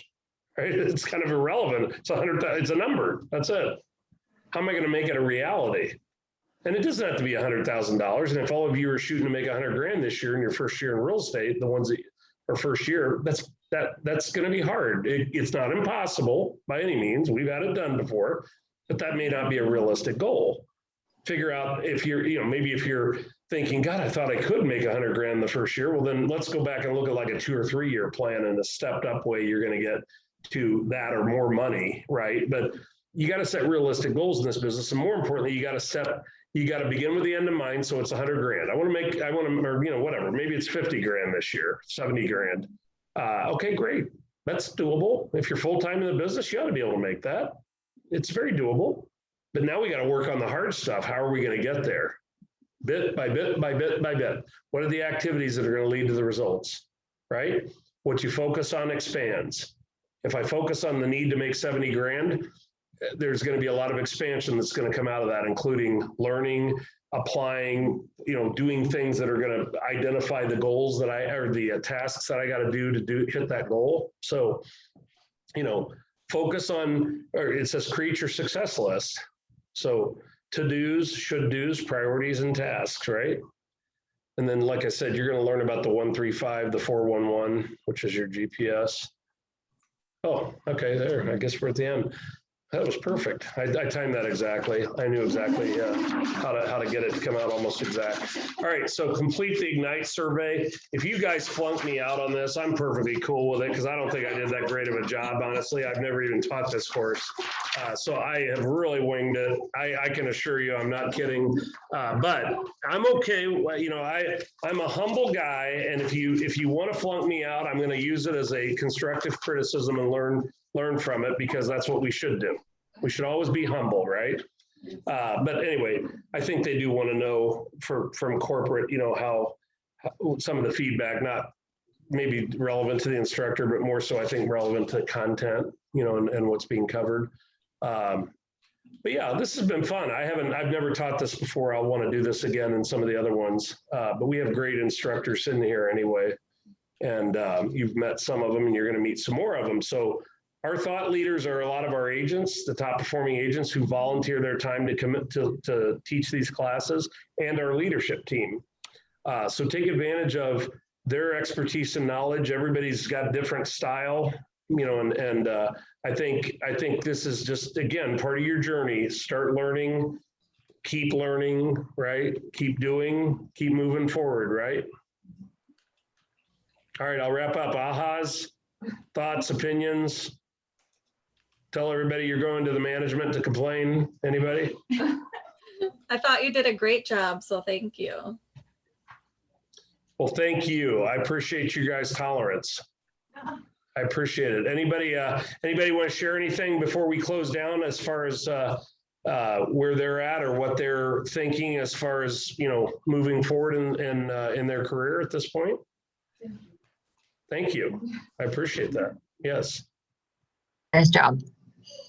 Thank you. Thank you, Andy. It was a good pep talk. It was a good pep talk. Yes.